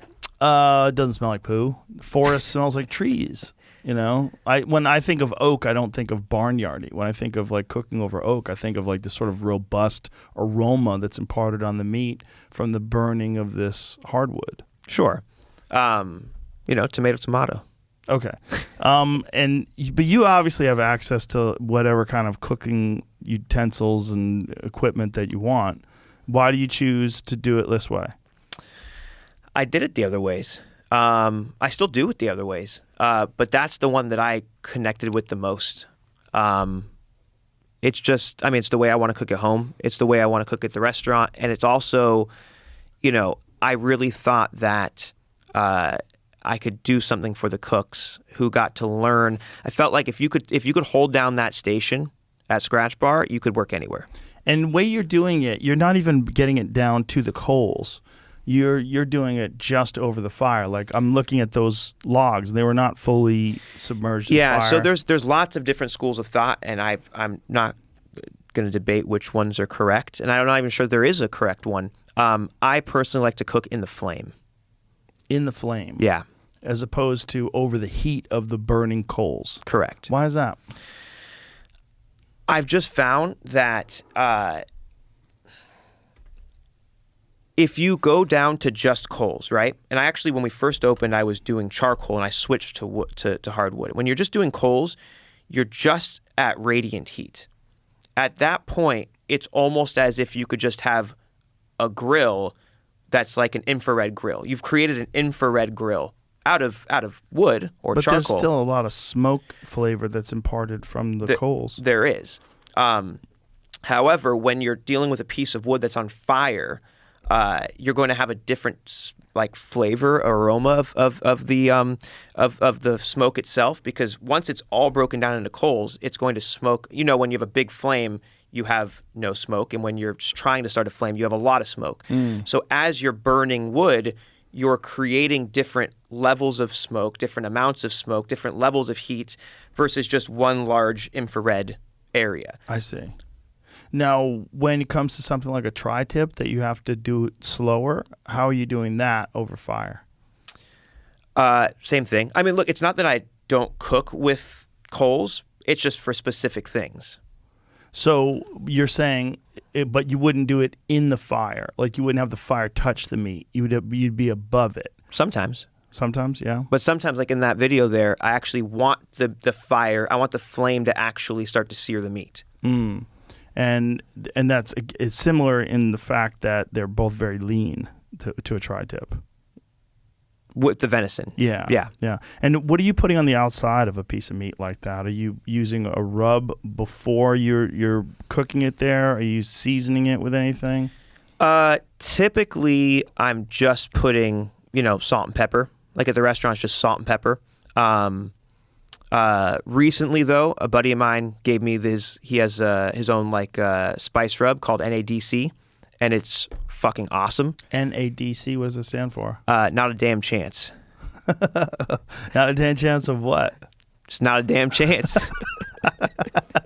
And what's in not a damn chance? I don't know, but it's fucking really good. What's the name of his company so people can buy it? And NADCco.com, I think. I'm not sure. Oh, so that's the name of his company. company. That's the name of the company. And he only has one rub? No, he's got a bunch, but OG Steak is... OG Steak. Look at this.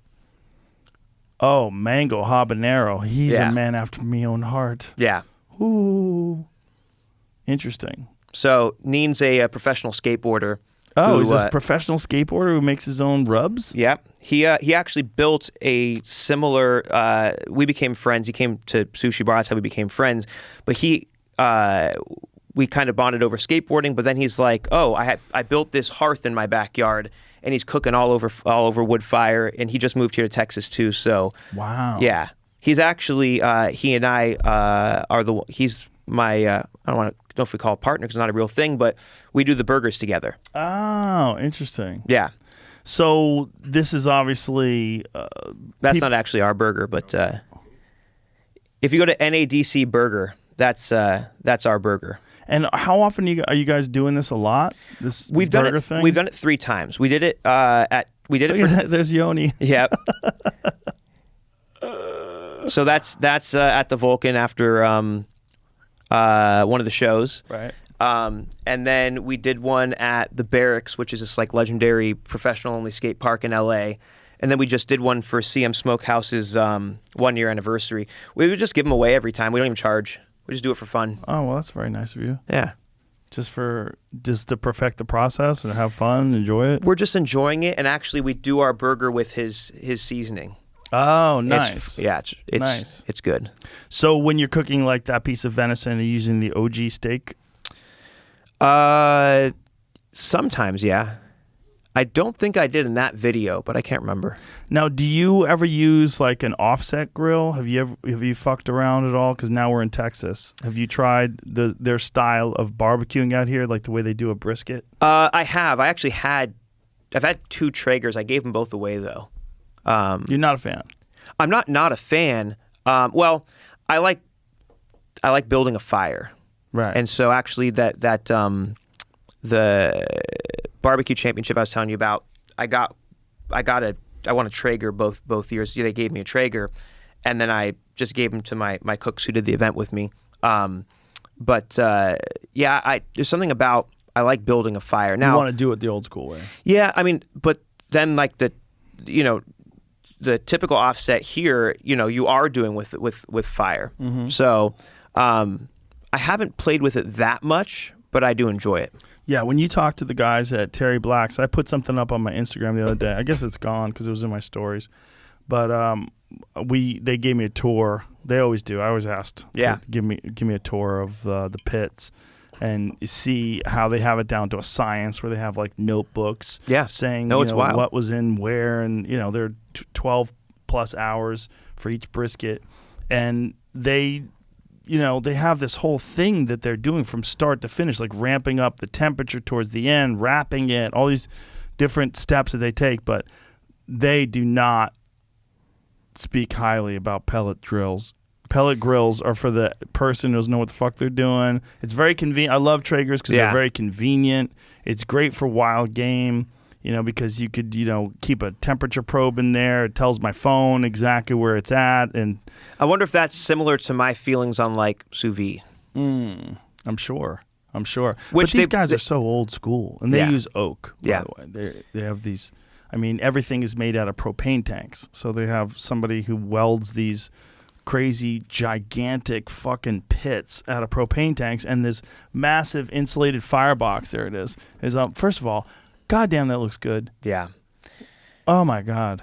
And their fucking sausages are insane, too. I'm a Terry Black's fanatic. I'm a very, very big fan of theirs. I was so glad when you liked them. I was like, God damn it, if Phillip shits on Terry Black's, we're going to have a real problem in our friendship. Mark Black actually sort of threw me a surprise birthday party last year. Oh, no shit. Yeah, so as a surprise, Margarita was going to take me to, she took me to Houston, but on the way to Houston, she's like, we're going to stop by and pick up Terry Black's on the way, and, you have to get out and go in. And when we did, everybody from Sushi Bar was there, and Mark, who we had just met at Sushi Bar 2 weeks prior, he had come to the restaurant, and he loved it, was there, and he's like, nope, come over here, you don't have to wait in line. He's like, I, personally cooked this one, and like he cut it, and it was like fucking unbelievable. Yeah. Brisket's an art form. It's one of those things that like it's achieved ultimate I don't know how it gets better than it's what it is right now. It's a little different at different places. It is. And still amazing. Like Franklin has a slightly different taste, but still fucking insanely good. It's all about texture for me. And so there's a few places in town that just like they're on a completely another level. Or at least I haven't tried everywhere in town, but the ones that I have tried, Franklin's, La Barbecue, Terry Black's, I don't know. Have you tried CM Smokehouse? No. Yoni speaks very highly of it, though. Yoni's the man when it comes to... Oh, I know. Yeah. But CM Smokehouse is the sleeper in that. I when I tried his brisket, I looked at him because, you meet someone who's a friend of someone else's and you're like, oh, that, he does stuff. And then when that friend of a friend actually is super legit, you're like, wait a second. Like, you made this? This is good. This is really fucking good. Interesting. Yeah. Did you talk to him about methods? I haven't talked to him about methods, but I did tell him that I'm like, this is, and I don't know if I said it just without thinking. I think I was drinking too, but I was like, this is as good as any of those other three. And I meant it to be a compliment, not like, hey, you know what, yours is actually as good as other people's. Right. Did he get offended? No, not at all. Because I think there's an understanding that that's the pinnacle. Right. So if you were to say, Phillip, your restaurant's as good as the French Laundry, I wouldn't be offended. I would be. Right. I don't even think you're correct. Right. It is amazing how many great barbecue restaurants are in this city. Yeah. It's fucking incredible. Well, it's crazy how many good restaurants are in this city. Yeah. There doesn't appear to be bad restaurants in Austin. It's very hard to survive. Well, I haven't had it. I haven't been to a bad restaurant yet. I could tell you a few places that suck. It's okay. I'm sure there's places, there's some mediocrity. I'm sure there's terrible stuff because there's terrible stuff everywhere. But further out of town. But like you go to LA, and if you were just to throw a dart at a random restaurant, it's hit or miss that thing's even edible. There's tons of bad food, but there's so many people. But then here it's like I think like the peaks and valleys are higher in a place like LA, but here everywhere you eat is just solid. That was one of the things that really stuck out to us, that like we didn't have, we still haven't had a bad meal here. Well, it's also a town that celebrates independent businesses, independent stores, independent restaurants. It's like it would be very hard to be like a Ruth's Chris here, There is one, isn't there? I'm sure there is. Yeah. But I mean, in comparison to like some like the Eddie V's type places that have like this feel that you go to, there's a feel of like, hey, this is a business that's created by humans. And actually, this is not like we're going to show you how to make a restaurant the way we make a restaurant. You follow our guidelines. We're going to do it this way because when you go to a place, not shitting on Ruth's Chris, they make a great steak, but you go to a place that's like a place that's been doing it forever, and with the owners and the chefs and all the people that have been cooking and serving it there, it's like there's a feel to that place. It's like a part of the experience is the feel, like you're going to someone's place. Yeah, and that's the thing is like I fell in love with this city in 2013. We came out here and we did South by Southwest. I brought Scratch Bar out here and we spent 2 weeks. And we actually opened on the corner of 6th and Red River. Not on the corner, but we actually down an alleyway. We got a truck, we set up some picnic tables, and we were doing tasting menus, just all day. You could just walk up and have like a $50 tasting menu on the side of the, South by. Nice. And while I was out here, I just fell in love with like the ingenuity and the community of chefs and the style. It felt like a place where you could just have an idea and go and do something. Coming from LA, that's not so much the case.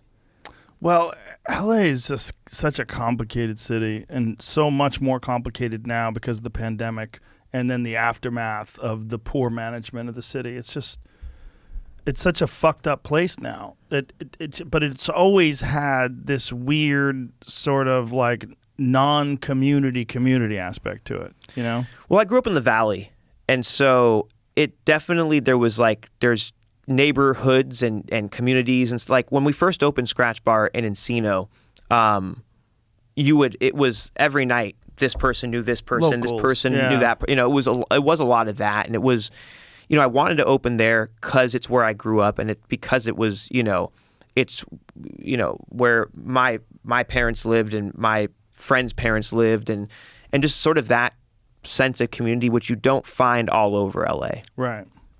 Yeah, there's more of that in Encino and more of that even so when you go to like Orange County and there's places down there. But it's just, LA is just so polluted by the entertainment industry. Like the disingenuous aspect of the entertainment, particularly acting and like the pursuit of acting success. And then on top of that, if we didn't think that was disingenuous enough, it was reality stars. And then that's not stupid enough. TikTok stars.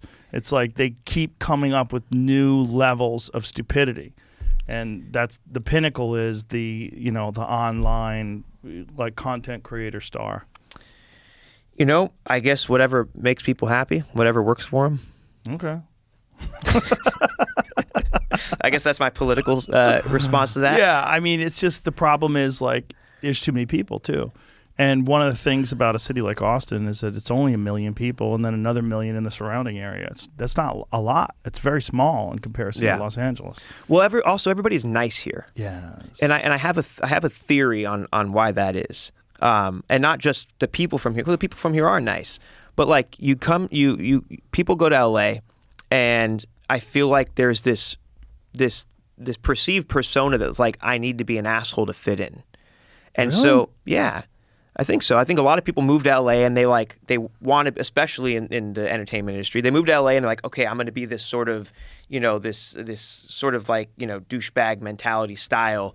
I mean, if you grew up in LA, you can always tell who's from LA because they don't honk and they put on their blinkers and they wave to you. That's funny. Here, everyone moved here recently and they're like, oh, if I'm going to fit in, I got to be really nice to everybody. Oh, that's funny. Yeah, go to New York. Do you think that douchebaggishness is prevalent in LA? In New York, they really adopt it. I was talking to a buddy of mine about that, about what's happening in comedy clubs in New York, that people get angry if you bring up certain premises, and they're like the woke aspect of it. And he's like, but guess what, bro? None of them are from here. They're like fucking Maine people. They're like from somewhere else where they thought they were going to adopt this persona by coming to New York and being like real aggressive about like being like this left-wing, progressive, angry city dweller. Yeah. And they're like, it's a persona they adopt. It's like this makes them happy to try to pretend that they're this person. Yeah, it's just an interesting idea that like I'm going to go somewhere and I'm going to reinvent myself to fit in. That's a lot of it, though. Yeah. It's a lot. A lot of people do that, man. I mean, people do move to places to reinvent themselves. You Yeah. know, there's a lot of people that don't know why they are the way they are, and they don't like it. They don't like how they fit in where they are, especially if you grew up in a place. So they've known you since you were 5. That's a fucking problem. Because Yeah. now that you're 18, you want to have pink hair. They're like, fuck you. They're like, but I like pink hair. You know, no. You got to move to a place, and they go, oh, Mike has pink hair. He's always had pink hair. And they just accept you. Yeah, I moved to Chicago when I was like, I don't even know how old. But it was interesting to just be in a new place where you could, I mean, I didn't reinvent myself because I just moved there to cook and I kept cooking. But it's interesting to like make new friends and meet new people and have the opportunity to have zero baggage or zero preconceived notion. And you can, I mean, it's kind of when Margarita and I moved here, it was like no one knew us and they were only introduced to us with the success of Sushi Bar, which was so interesting because like in LA, we've been hustlers. We're known as like the young kids who have been hustling forever and you know have made it. And here we walk in and everyone's like, oh, you're from Sushi Bar. And it's like, that's weird because we're not used to people like approaching us that way. Right. Well, there's, you know, again, there's like not that many people here. Yeah. It's different. It's essentially a small town, and part of that can be a problem. You know, there's definitely people that are like super into talking to certain people because they are famous or because they, you know, run a famous restaurant or something, and they'll weasel their way into your life. And I have a lot of uncomfortable conversations where people are trying to get on the podcast for no fucking reason whatsoever. I'm like, what is this conversation we're having? Like, yeah, I haven't. Luckily, I haven't either. I haven't noticed it, or I'm too naive. But or busy. Or busy. Yeah, I know this has become the busiest I've ever been this last year, and now with getting out of Sushi Bar ATX and what we've got coming is going to get even busier. So Sushi Bar ATX, though, you sold it to someone? What did you do? So. Sold it to McDonald's? Basically, I'm no longer involved. I'm not an owner. I am no longer the chef there. You cashed out. Something happened, and I am no longer involved. Oh, so something negative? No, nothing negative. I'm just not supposed. We're not really talking about the interworkings of. I was involved. I'm no longer involved. This is cryptic. I want to like pause the show and decipher this. Jamie, how you feeling about this? I think I understand what he's saying, I feel like it's very cryptic. but also I maybe understand the cryptosity. Well, I'll give you some more. Cryptosity. I'll give you more context to the story. Okay. So You don't have to if you feel uncomfortable about it. I don't give a fuck. I'm just riding you. no. Well, there's other stuff to talk about. Yeah. So Margaret and I started Scratch Bar actually 2013, and it operated in a coffee shop, and we moved it from our coffee shop to our 1-bedroom apartment in Hollywood. From there, somebody who ate at our apartment offered us. You served food at your apartment? Yeah, we were doing about. Commercially? Yeah, we charged for it. How the fuck did you manage to do that? So we were operating at this coffee shop, and the deal was they were open from it was breakfast through 4 p.m. They closed, and they hired me to be to redo their menu. And so when they hired me to do that, they asked me, what do you want to charge? And I said, you close at 4 p.m. So instead of paying me, what if I just get to use your space at night? And I'm going to open a restaurant at night here. And that was the deal. I worked there for free all day during the day, and then at night I would turn it into Scratch Bar. Oh, that's a great deal. For them. Yeah, and I thought so. And then after a few weeks, the guy comes over and says, well, I'd rather, you start putting a little more focus into what my menu. And I said, well, our deal was I would change it X amount. I used to be a big hothead. We ended that conversation with, fuck you, I'm out. It happened on a Saturday, and we were closed Sunday and Monday. We were sold out next week, and I was like, fuck, what are we going to do? So we gutted our apartment, and we called all of our reservations and told them to come to our apartment. Wow. How many people could you seat at a time? I want to say we sat close to like 20 something. That is wild. Yeah. So what do your fucking neighbors think? I mean, it only This lasts... guy's partying every night. Yeah, I mean, we were in West Hollywood. It's not like, we were in a quiet area. We were on like Crescent Heights and Sunset. Right. So we did that for a couple of weeks. And during that time, one of our guests was like, he came in and basically said, this is incredible.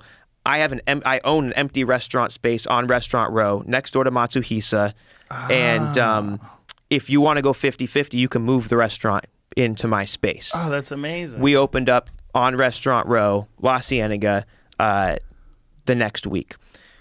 Fast forward from 2013, we've opened multiple restaurants. Now today, I'm not involved in Austin anymore, but Margarita and I now own 100% of our restaurant. So you were not 100% an owner of Sushi Bar. I've had partners since 2013. Okay, I so see. now in Scratch Restaurants, which operates Scratch Bar and Kitchen, both sushi bars and pasta bar, we don't have partners there anymore. We should probably tell everybody how we met and what happened, because you guys weren't planning on living in Austin. No, it's kind of your fault a little bit. It's my wife's fault. Because my wife's friend, who's a sushi fiend, is like, there's going to be a pop-up in Austin. Sushi Bar is like her favorite spot in LA. And she's like, they're coming to Austin because they can't work in Los Angeles because of the draconian measures by this goofy fucking government. So you guys set up shop here. My wife drags me out because basically I always want to eat meat. And she's like, come out for sushi. It's supposed to be really good. Like, okay. I go, it's fucking phenomenal. And I put it on my Instagram. Yeah. So in December of 2020, December of 2020, LA said it's too dangerous to serve on the patio. And so they said, shut everything down. You can't serve indoors. You can't serve outdoors. Earlier in the year, when they said you can't serve indoors, we literally just built a sushi bar on our patio. So patio business was fine. We had built tents and everything, but now it was too dangerous to be on the patio either. So we were going to have to lay everyone off right before Christmas. And so Margie and I decided that we didn't want to do that. Instead, we said, if anyone's willing to work, we will find another state that will let us work. Because at that point, it wasn't LA anymore. It was California. We were going to go up north and do a sushi bar in Big Sur, and then they closed all of California. So I had some friends out here, and we came out, and we found a space, and we did this pop-up that was supposed to last 5 weeks. We got here at the end of December. We were supposed to go back at the beginning of February. And when we tried to come out here, we have a publicist in LA, and they were talking to all of the different writers here in town, and they all said, we're not going to promote them. With COVID, we're just not promoting anything right now. So we were like, fuck, we're going out to a city that we don't know, that doesn't know us, and we have no reservations. And so we sent out a newsletter to our following, and I guess that's where your wife's friend saw it. And we basically said, if you know anyone who's in Austin, please tell them to come support us. And after probably about 2 weeks of being open, we had sold out the entire stint. Yeah, so we came. There it is. Look at you. Best sushi I've ever had in my life. So this is 53 weeks ago. Basically a year. Yeah. Wild. And so, you convinced me to keep it at least one. I think you said to me, you gotta keep this. You gotta stay. And I said, I can't. I have to go back. And you said, well, if you stay through February, I'll post about it. And I said, okay. And that's what happened. And you did. And I didn't know. I mean, I had no idea what to expect. But that night, you posted about it, and we sold out February within 4 minutes that night. And then the next morning, we woke up, and there was like 20,000 people on the wait list. And we just kept extending and extending and extending. And then eventually we signed a lease, and it's been phenomenal. We haven't had I'm saying we like I'm still there. I'm not there anymore, but the restaurant never had a day that wasn't at capacity, and now we are now that Margarita and I have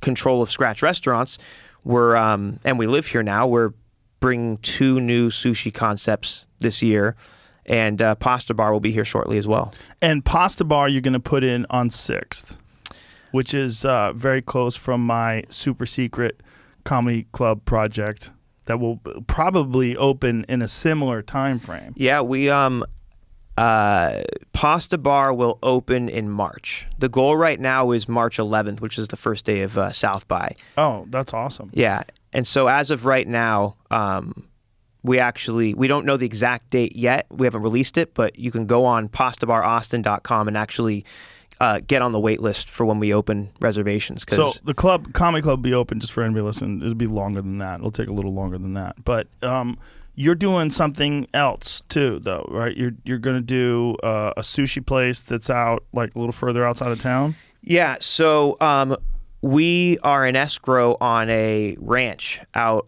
in Dripping.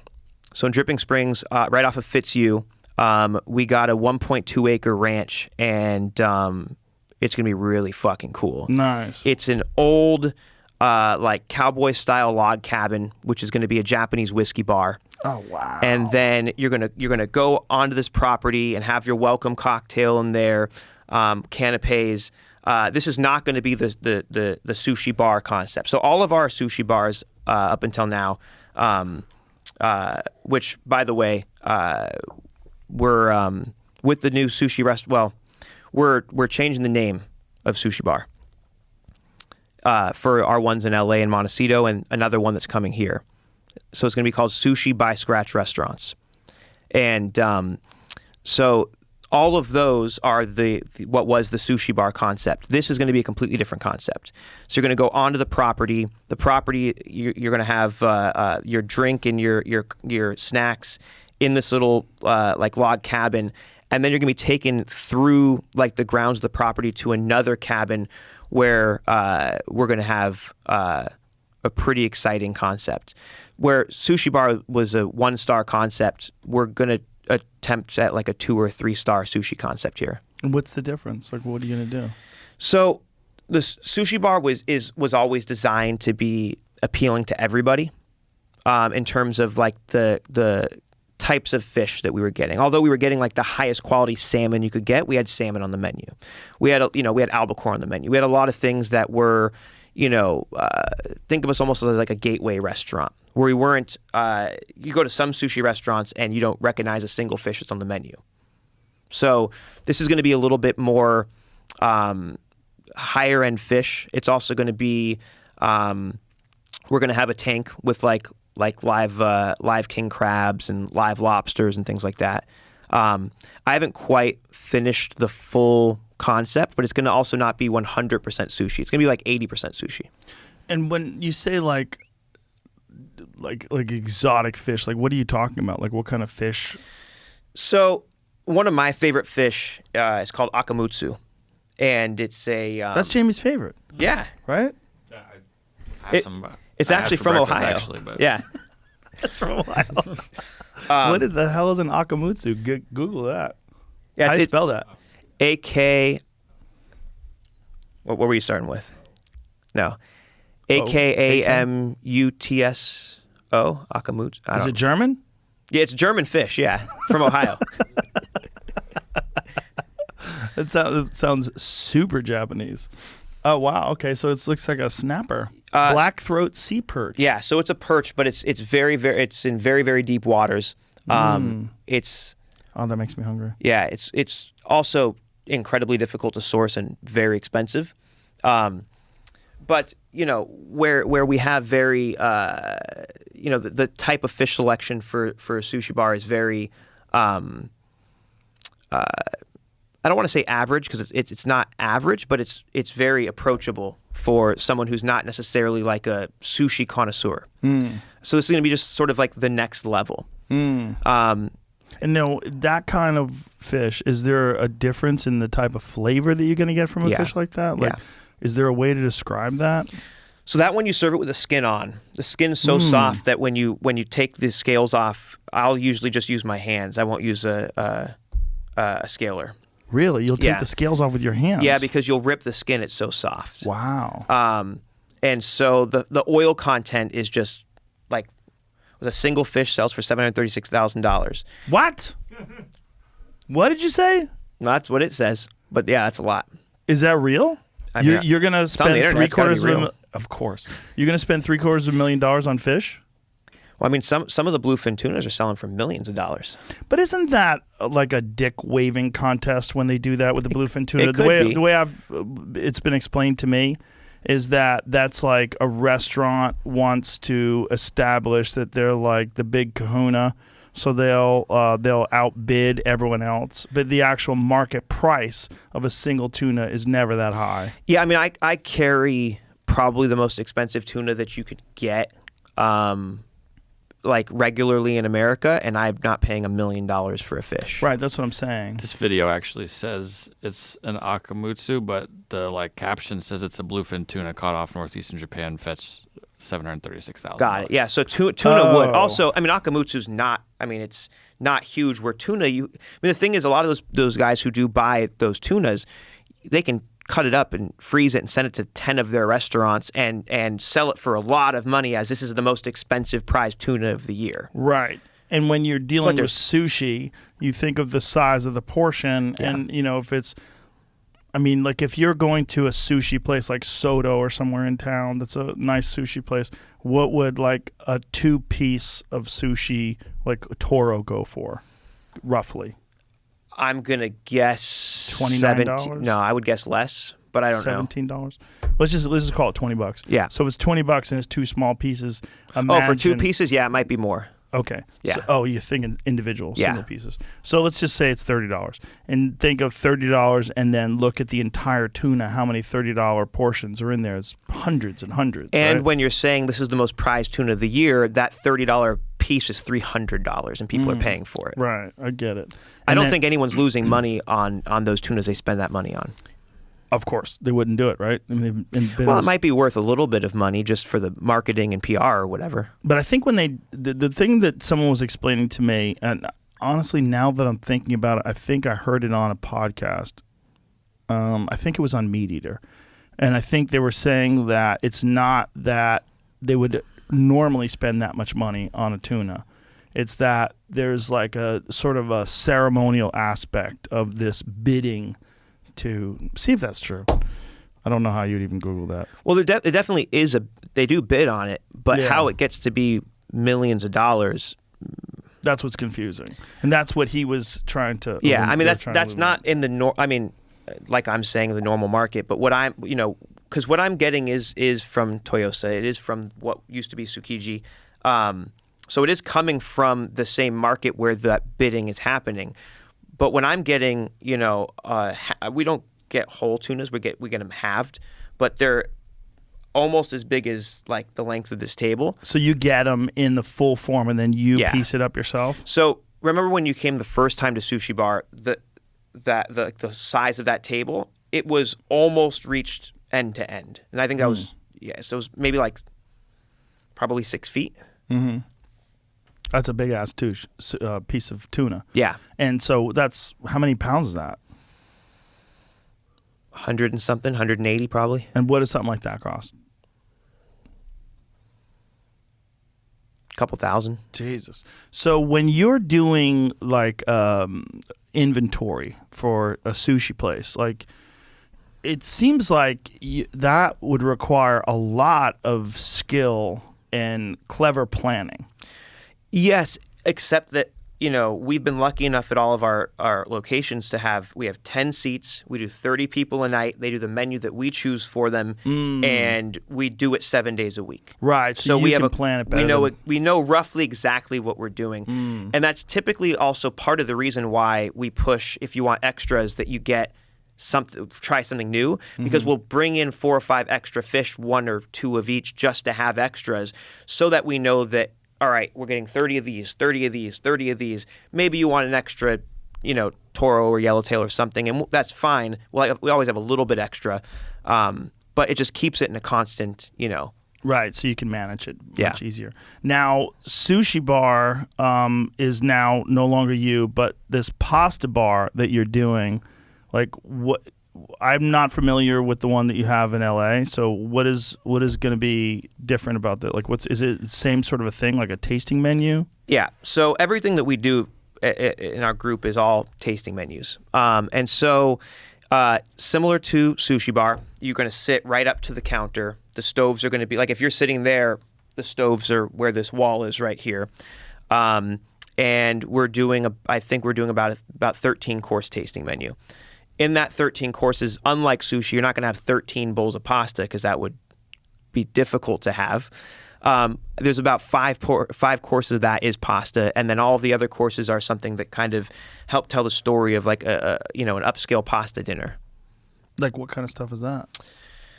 Well, so you start off always with your own loaf of Margarita sourdough, which is the best sourdough you've ever had, like Have you hands ever had down. Tom Papa's sourdough. I haven't, but I Well, can't. until you do, you might want to shut your fucking mouth. Well, I'm still going to say my wife's is better. I'm sure it's amazing, but Tom Papa's is really good. We should. You should try have a sourdough off. it. We should. I am a giant fan of the Tom Papa sourdough. Look at that. Yeah. Come on. So you get. So that's Margarita sourdough, and then she makes butter. God damn, that looks good. Yeah. So the Why thing does about bread look so good? the thing about hers is it's so crunchy, but like the crust is very thin, but it's so crusty. And then the inside is just like a pillow, and it's super sour. And then she makes butter that it goes with. She makes her own butter? Yeah. Does she churn, do the whole deal? Of course. I God mean, not by damn. hand. But and then our whole group, Scratch Restaurants, is the fact that we don't serve anything we don't make from scratch. So like the fact that we make the soy sauce and the bread, the butter, the ice creams, the cheeses, whatever. So I mean, here you go. This is what's on the. This is what's looking like it's on the menu. Damn, that looks good. So when you make your pasta, now one of the things that I noticed, and many people have remarked on this, talked about this, when they go to Italy and they have pasta in Italy, you don't feel like shit. Like there's something about the wheat that they use that has a different reaction in people's bodies. And it's been explained to me that it's like, was it 00 flour or something like that? Like, Yeah, so there's different flour. I mean, if you just go and get what they call AP flour, that's what is going to give you like that kind of really thick, pasty, kind of like sit in your stomach. and it's regular flour that you Yeah. buy from a grocery store. Yeah, but there's specific flours that we use and that you can get that are much different. Durham, 00, all these different types of flours. And what is this 00 stuff that everybody says is the best? I shouldn't say everybody because I've really talked to everybody about it. That's a No, but lie. everybody does say it's the best. It's become very, very popular in pizzas, in breads, and it really is. It's like the best way I would sort of describe it is it's much lighter. It's much cleaner. Is it easier to digest? I mean, it feels easier to digest. I don't know from like a compound makeup whether what it is that makes it different, but it feels much better. That's when people describe pasta and pizza in Yeah. Italy, that they don't use the kind of flour that we have over here. Yeah. And, Maynard Keenan from Tool, he has a bunch of restaurants in Arizona. And Really? Yeah, he has a vineyard. Yeah. Didn't know about? No, Yeah. I knew he had a vineyard. I didn't know he had restaurants. Yeah. His Osterias. Very Yeah, cool. Yeah. I think, is it Merkin Vineyards Osterias? Is that what he calls them? He's such a fucking freak. He named his restaurant after a fake vagina toupee. That's what a Merkin is. Well- Merkin Vineyards Tasting Room in Osteria. I don't know him, but pizzas- I've listened to enough Tool to know he's an interesting dude. Oh, he's super interesting. Super fucking smart guy. And very cool guy. I love him to death. But his food, by the way, if you ever get a chance to eat there, the pizza's insane. It's My so sister lives in good. Arizona, so I'll have to check it out. It's in at some point. Scottsdale. It's an Yeah, old that's where she town lives. Scottsdale. Yeah, well, we had a UFC in Phoenix, and we drove all the way out to Scottsdale to eat there. It was that good. But I went to visit him anyway. But Yeah. anyway, his explanation was that when they changed wheat or they started adjusting and manipulating wheat to develop higher yields. That the problem is that wheat has more complex glutens in it, and it's you definitely get higher yield per acre, but it's more difficult for people to digest. Yeah. I don't know if that's true, but it makes sense. I mean, that's what they say is true. Here it is. 00 flour, also known as doppio zero or 00 flour, is a finely ground Italian flour commonly used to make pasta and pizza dough. In Italy and other parts of Europe, grind sizes vary from 00 to 2. Oh, so it's the size of the grind. 00 is the finest grind and 2 is the coarsest. Huh. Is it from different wheat? Well, you would imagine, just think about... Their wheat is just different, period, right? Like their food is different. Well, of course, yeah. Their steaks are different. They're all grass-fed cows over there. But you would imagine if you have something finer rather than more coarse, if you're going to dilute that in water... Yes. Right? Or with whatever you're going to make, use to make your pasta, the finer it is, the more it's going to spread out and become fine, for a better... Well, it just seems like it'd be easier for your body to break it down. Yeah, because it's not as thick and as coarse. Right. So, are you using a specific combination of flours? Is there a way? Do you like it? So different pastas are going to have different flours and different combinations. Just for the flavor aspect or the texture. Yeah. So I mean, depending on if you're looking for a chewier noodle, if you're looking for something that's softer and more pillowy, and then how the amount of hydration and there's certain things that go into it to make it specific to what it is you're trying to achieve. And did you do this by trial and error? Is this something that you learned from? Is that like from? So I worked with. I've worked in a lot of restaurants that made fantastic pasta. I've never worked in a pasta restaurant. So what we're doing at the restaurant right now is sort of a conglomeration of, really what the way that I sort of run the restaurants is it really is like a conglomeration of the entire team. So anyone who has anything, of value to add, it gets added. So there may be that, this cook has this recipe and this cook has this recipe, and we've worked together to kind of develop just like the best recipes that we can do. Because I've never been a fan of not being as good as we can because it was only my idea. That's interesting. So you pick people that you work with that you can collaborate with. And yeah. So like sometimes will someone come to you with an idea of a dish and you guys like talk it through? Yeah. So we actually, at Scratch Bar back in 2017, we used to change the entire menu every single month. So 20 new dishes. Oh, wow. And for the long time, it was just me, just solely me, just with a notebook, just coming up with new dishes. And then eventually I was like, I need to keep the team engaged. And also the team would come to me and be like, hey, what do you, we were thinking we want to cook rabbit next month. So we started implementing every Friday during family meal. It wasn't mandatory. You could either stay, eat with the team, and we can talk about what you guys want to cook next month, or you can go and call your girlfriend or whatever. And we started really, working together to kind of put these menus together. And at this one point, one of our younger cooks had the idea to do he said, well, what if we do something like a bagel and cream cheese? And everybody laughed at him. And I was like, no, there's no such thing as a bad idea. We have to okay, so obviously we can't do bagel and cream cheese. So I see where you're coming from. Now, how do we get there? And we worked together over probably about a month and a half. And where we got to, and I worked with him on how to actually think, what are we thinking about, right? So first of all, we have to make everything ourselves. We're not making bagels. That's not an option. So, okay. And how do you do that at a world-class level? So instead of making, bagel chip, well, I'd have to make a bagel to make a bagel chip. So no, how about a cracker? Well, if we put caraway in that cracker, then we're going to have the flavor of rye bread, which is going to be reminiscent of a deli, experience. Okay, so we have a caraway cracker. Okay, we can make our own cream cheese. We've done that before.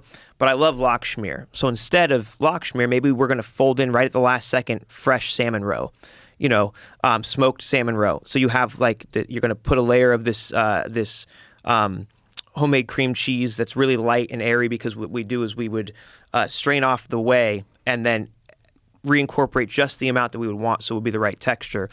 And then we thought, okay, instead of we've already got the salmon aspect. So what if we smoke sea urchin, and we put that on top, and then we dehydrated small little red onions, which gave you the flavor of an onion bagel, and then you eat this little thing. It was this big, and it was like, okay, we figured out how to take this idea, which everyone laughed at, and turn it into something at a world-class level. Wow. Now, why would you not? You said, like, almost matter-of-factly, we're not making bagels. Like, why would you not make bagels? I mean, it's a very difficult thing to do, and we're not, I mean, Scratch Bar, as you saw a picture of it, we're not set up to be a bagel factory. Bagels they're kind of boiled, right? They are. Yeah. But the thing is, what's really difficult about being a restaurant where you have to make everything yourself is, like, if we're going to make something that everyone's used to, we have to make it better than that. And I've never made bagels, and that's a huge undertaking to, like, put a bagel program on the on the team just so we can have this one dish. So we're not making bagels Because there's a lot of variation in, like, the level of bagel. Yeah. You know, it's really interesting. Like, And we want to whatever we put out, like, if we cook a steak, it's gotta be like, fuck, that's the best steak I've ever had. Fuck, Right. that was the best whatever. Now, when we put out this final product that was this big, people would take a bite and they'd go, fuck, that's kind of like a bagel and cream cheese, but fucking good. And if I gave them a bagel that wasn't as good, and the guy from New York's like, this isn't as good as the bagel I grew up with, then I'm fucked. Yeah, just don't let people in New York in. The New York people are very particular about their pizza and very particular about their bagels, but I think they're right. Unfortunately, They may be. They may be. We had good bagels in LA. I haven't found a good bagel here yet. I've heard it explained to me that there's something about the water in New York. I realized I hired a chef who was working at the restaurant. And I was really excited for him to try my favorite bagels in LA. And he tried it and he's like, this isn't very good. And I was like, I don't understand. It's really good. And I realized that the bagels he grew up with are different than the bagels I grew up with. He's like, this is really soft with, like, a crispy exterior. And I was like, yeah. He's like, no, it's supposed to be chewy. It's supposed to hurt your jaw. And I was like, why would I want to do that? Interesting. And he was explaining to me, like, the culture of bagels and why you want this. And I was like, yeah, I like this one. Yeah, it's a flavor profile, though. The difference in the flavor of bread from bread is probably the best example, because Italian bread from New York or New Jersey has a very particular flavor profile that's unavailable from when you get bread in California, for the most part. Yeah. I to be honest, I've not spent enough time in New York. I've probably been there 2 or 3 times for, like, weekends. Really? Yeah, I haven't spent a lot of time there. Oh, wow. That's kind of crazy, because that's, like, one of the culinary capitals of the world. Yeah. Wouldn't you imagine, right? I would imagine, but I haven't. That's funny. Yeah. When you create these restaurants, do you have any desire of doing something that is not a tasting menu, or is that just you prefer being in complete control of the experience? I prefer tasting menus, especially now post-pandemic and the way the world is going. It's, you asked the perfect question, how do you inventory? Yeah. It's not difficult to inventory when you know exactly what you're selling. And if I have 30 people coming in and a 20-item menu, how do I have, like, what if Right. everybody buys the ribeye? I have to throw away all the chicken. Right. Or I have to sell the chicken when it's past its prime and not very good, and then people won't come back because it wasn't very good. Right. So beyond that, we've found our success in these sort of experientially driven sort of fine dining tasting menus. It's also what I enjoy the most. I'm someone who, like, when I look at a menu at a restaurant, I get a little bit of anxiety. I get upset because I'm like, I don't know what to order. There's 30 things on here, and I would much rather go to a restaurant where, like, hey, we're really good at this, so we're going to cook you this.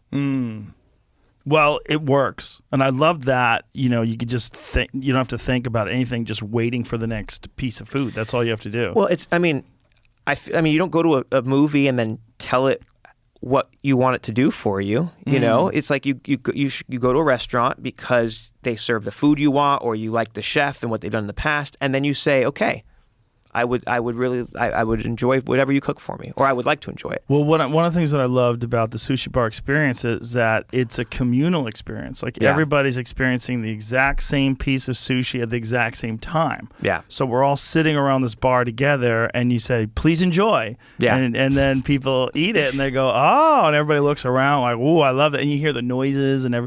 And it's such a small room. There's, what do you guys have? 10 people? 10 seats. Yeah. 10 seats. I mean, that's Yeah, so in March we're opening another sushi restaurant here in Austin. The ranch won't open until probably August, September, because we have a lot of like infrastructure work to do. But March we're opening a new sushi spot here. And where's that going to be? Can you say? It's going to be, I can't say exactly yet, but it's going to be a little bit outside of town. It's going to be about 10 minutes past the airport. And that will be omakase as well. It'll be so it's going to be called Sushi by Scratch Restaurants, which is what the LA and Montecito sushi bars they're becoming as well, and it'll essentially be the same. Well, I don't want to say the same like we've just phoned in another one, but it's going to be another of the same concept. And by the way, your brother catered Andrew Schultz's wedding. Yeah, I broke his balls about that a little bit. It turns out Andrew's wife, her parents, I've known them for years. Oh, that's crazy. Up in Montecito, and so I've actually met his wife a couple times, not knowing, but Lennon didn't know that. Didn't know who wasn't told. Just told, hey, can you cater my daughter's wedding? And that was it. Oh, So that's funny. Yeah. It was a fun party, though. And the sushi was off the hook. Yeah, It was I'm very sure it good. was. Tell your brother he nailed it. Yeah. Well, you're telling him that right now. Well, you nailed it. I was posted up there. I ate a fucking He told me. couple of pounds of sushi. Yeah, he told me. Well, listen, man, please let us know as soon as your new place is up. I'll post about that, too, and I'll fuck up your waiting list there, too. Yeah. Well, we are by the time this goes up, sushibyscratchrestaurants.com will be up and running. Nice. And people can go on and join the wait list, and we'll actually release the reservations probably in the next week or so. All right. Beautiful. Well, Yeah. Thank you, brother. It's been great becoming your friend. And what you do when it comes to your food is fucking sensational. I didn't think sushi could be that good. I really didn't. It was a new eye-opening experience. So thank you for that. Thank you. Thank you for this awesome whiskey. Yeah, that stuff's special. Be careful with that, though, because by the time you finish it, there may not be another bottle. You live. Sure, You sure. live. You consume. You keep moving. Keep moving, Phillip. Thank you very much. Absolutely. People want to follow you on Instagram. Yeah, Phillip Frankland Lee is mine, and then we have Sushi by Scratch Restaurants, which is all of our sushi bars, Pasta Bar Austin, and Pasta Bar LA. This is all Instagram, everything else? Yeah. Facebook? I don't think we might be on Facebook. I don't know. Figure it out. Yeah. Figure it out, folks. Follow All right. me and you'll find it. I'll post about it, Okay. I'm sure. All right. Thanks, brother. Appreciate you. Thank you. Bye, everybody.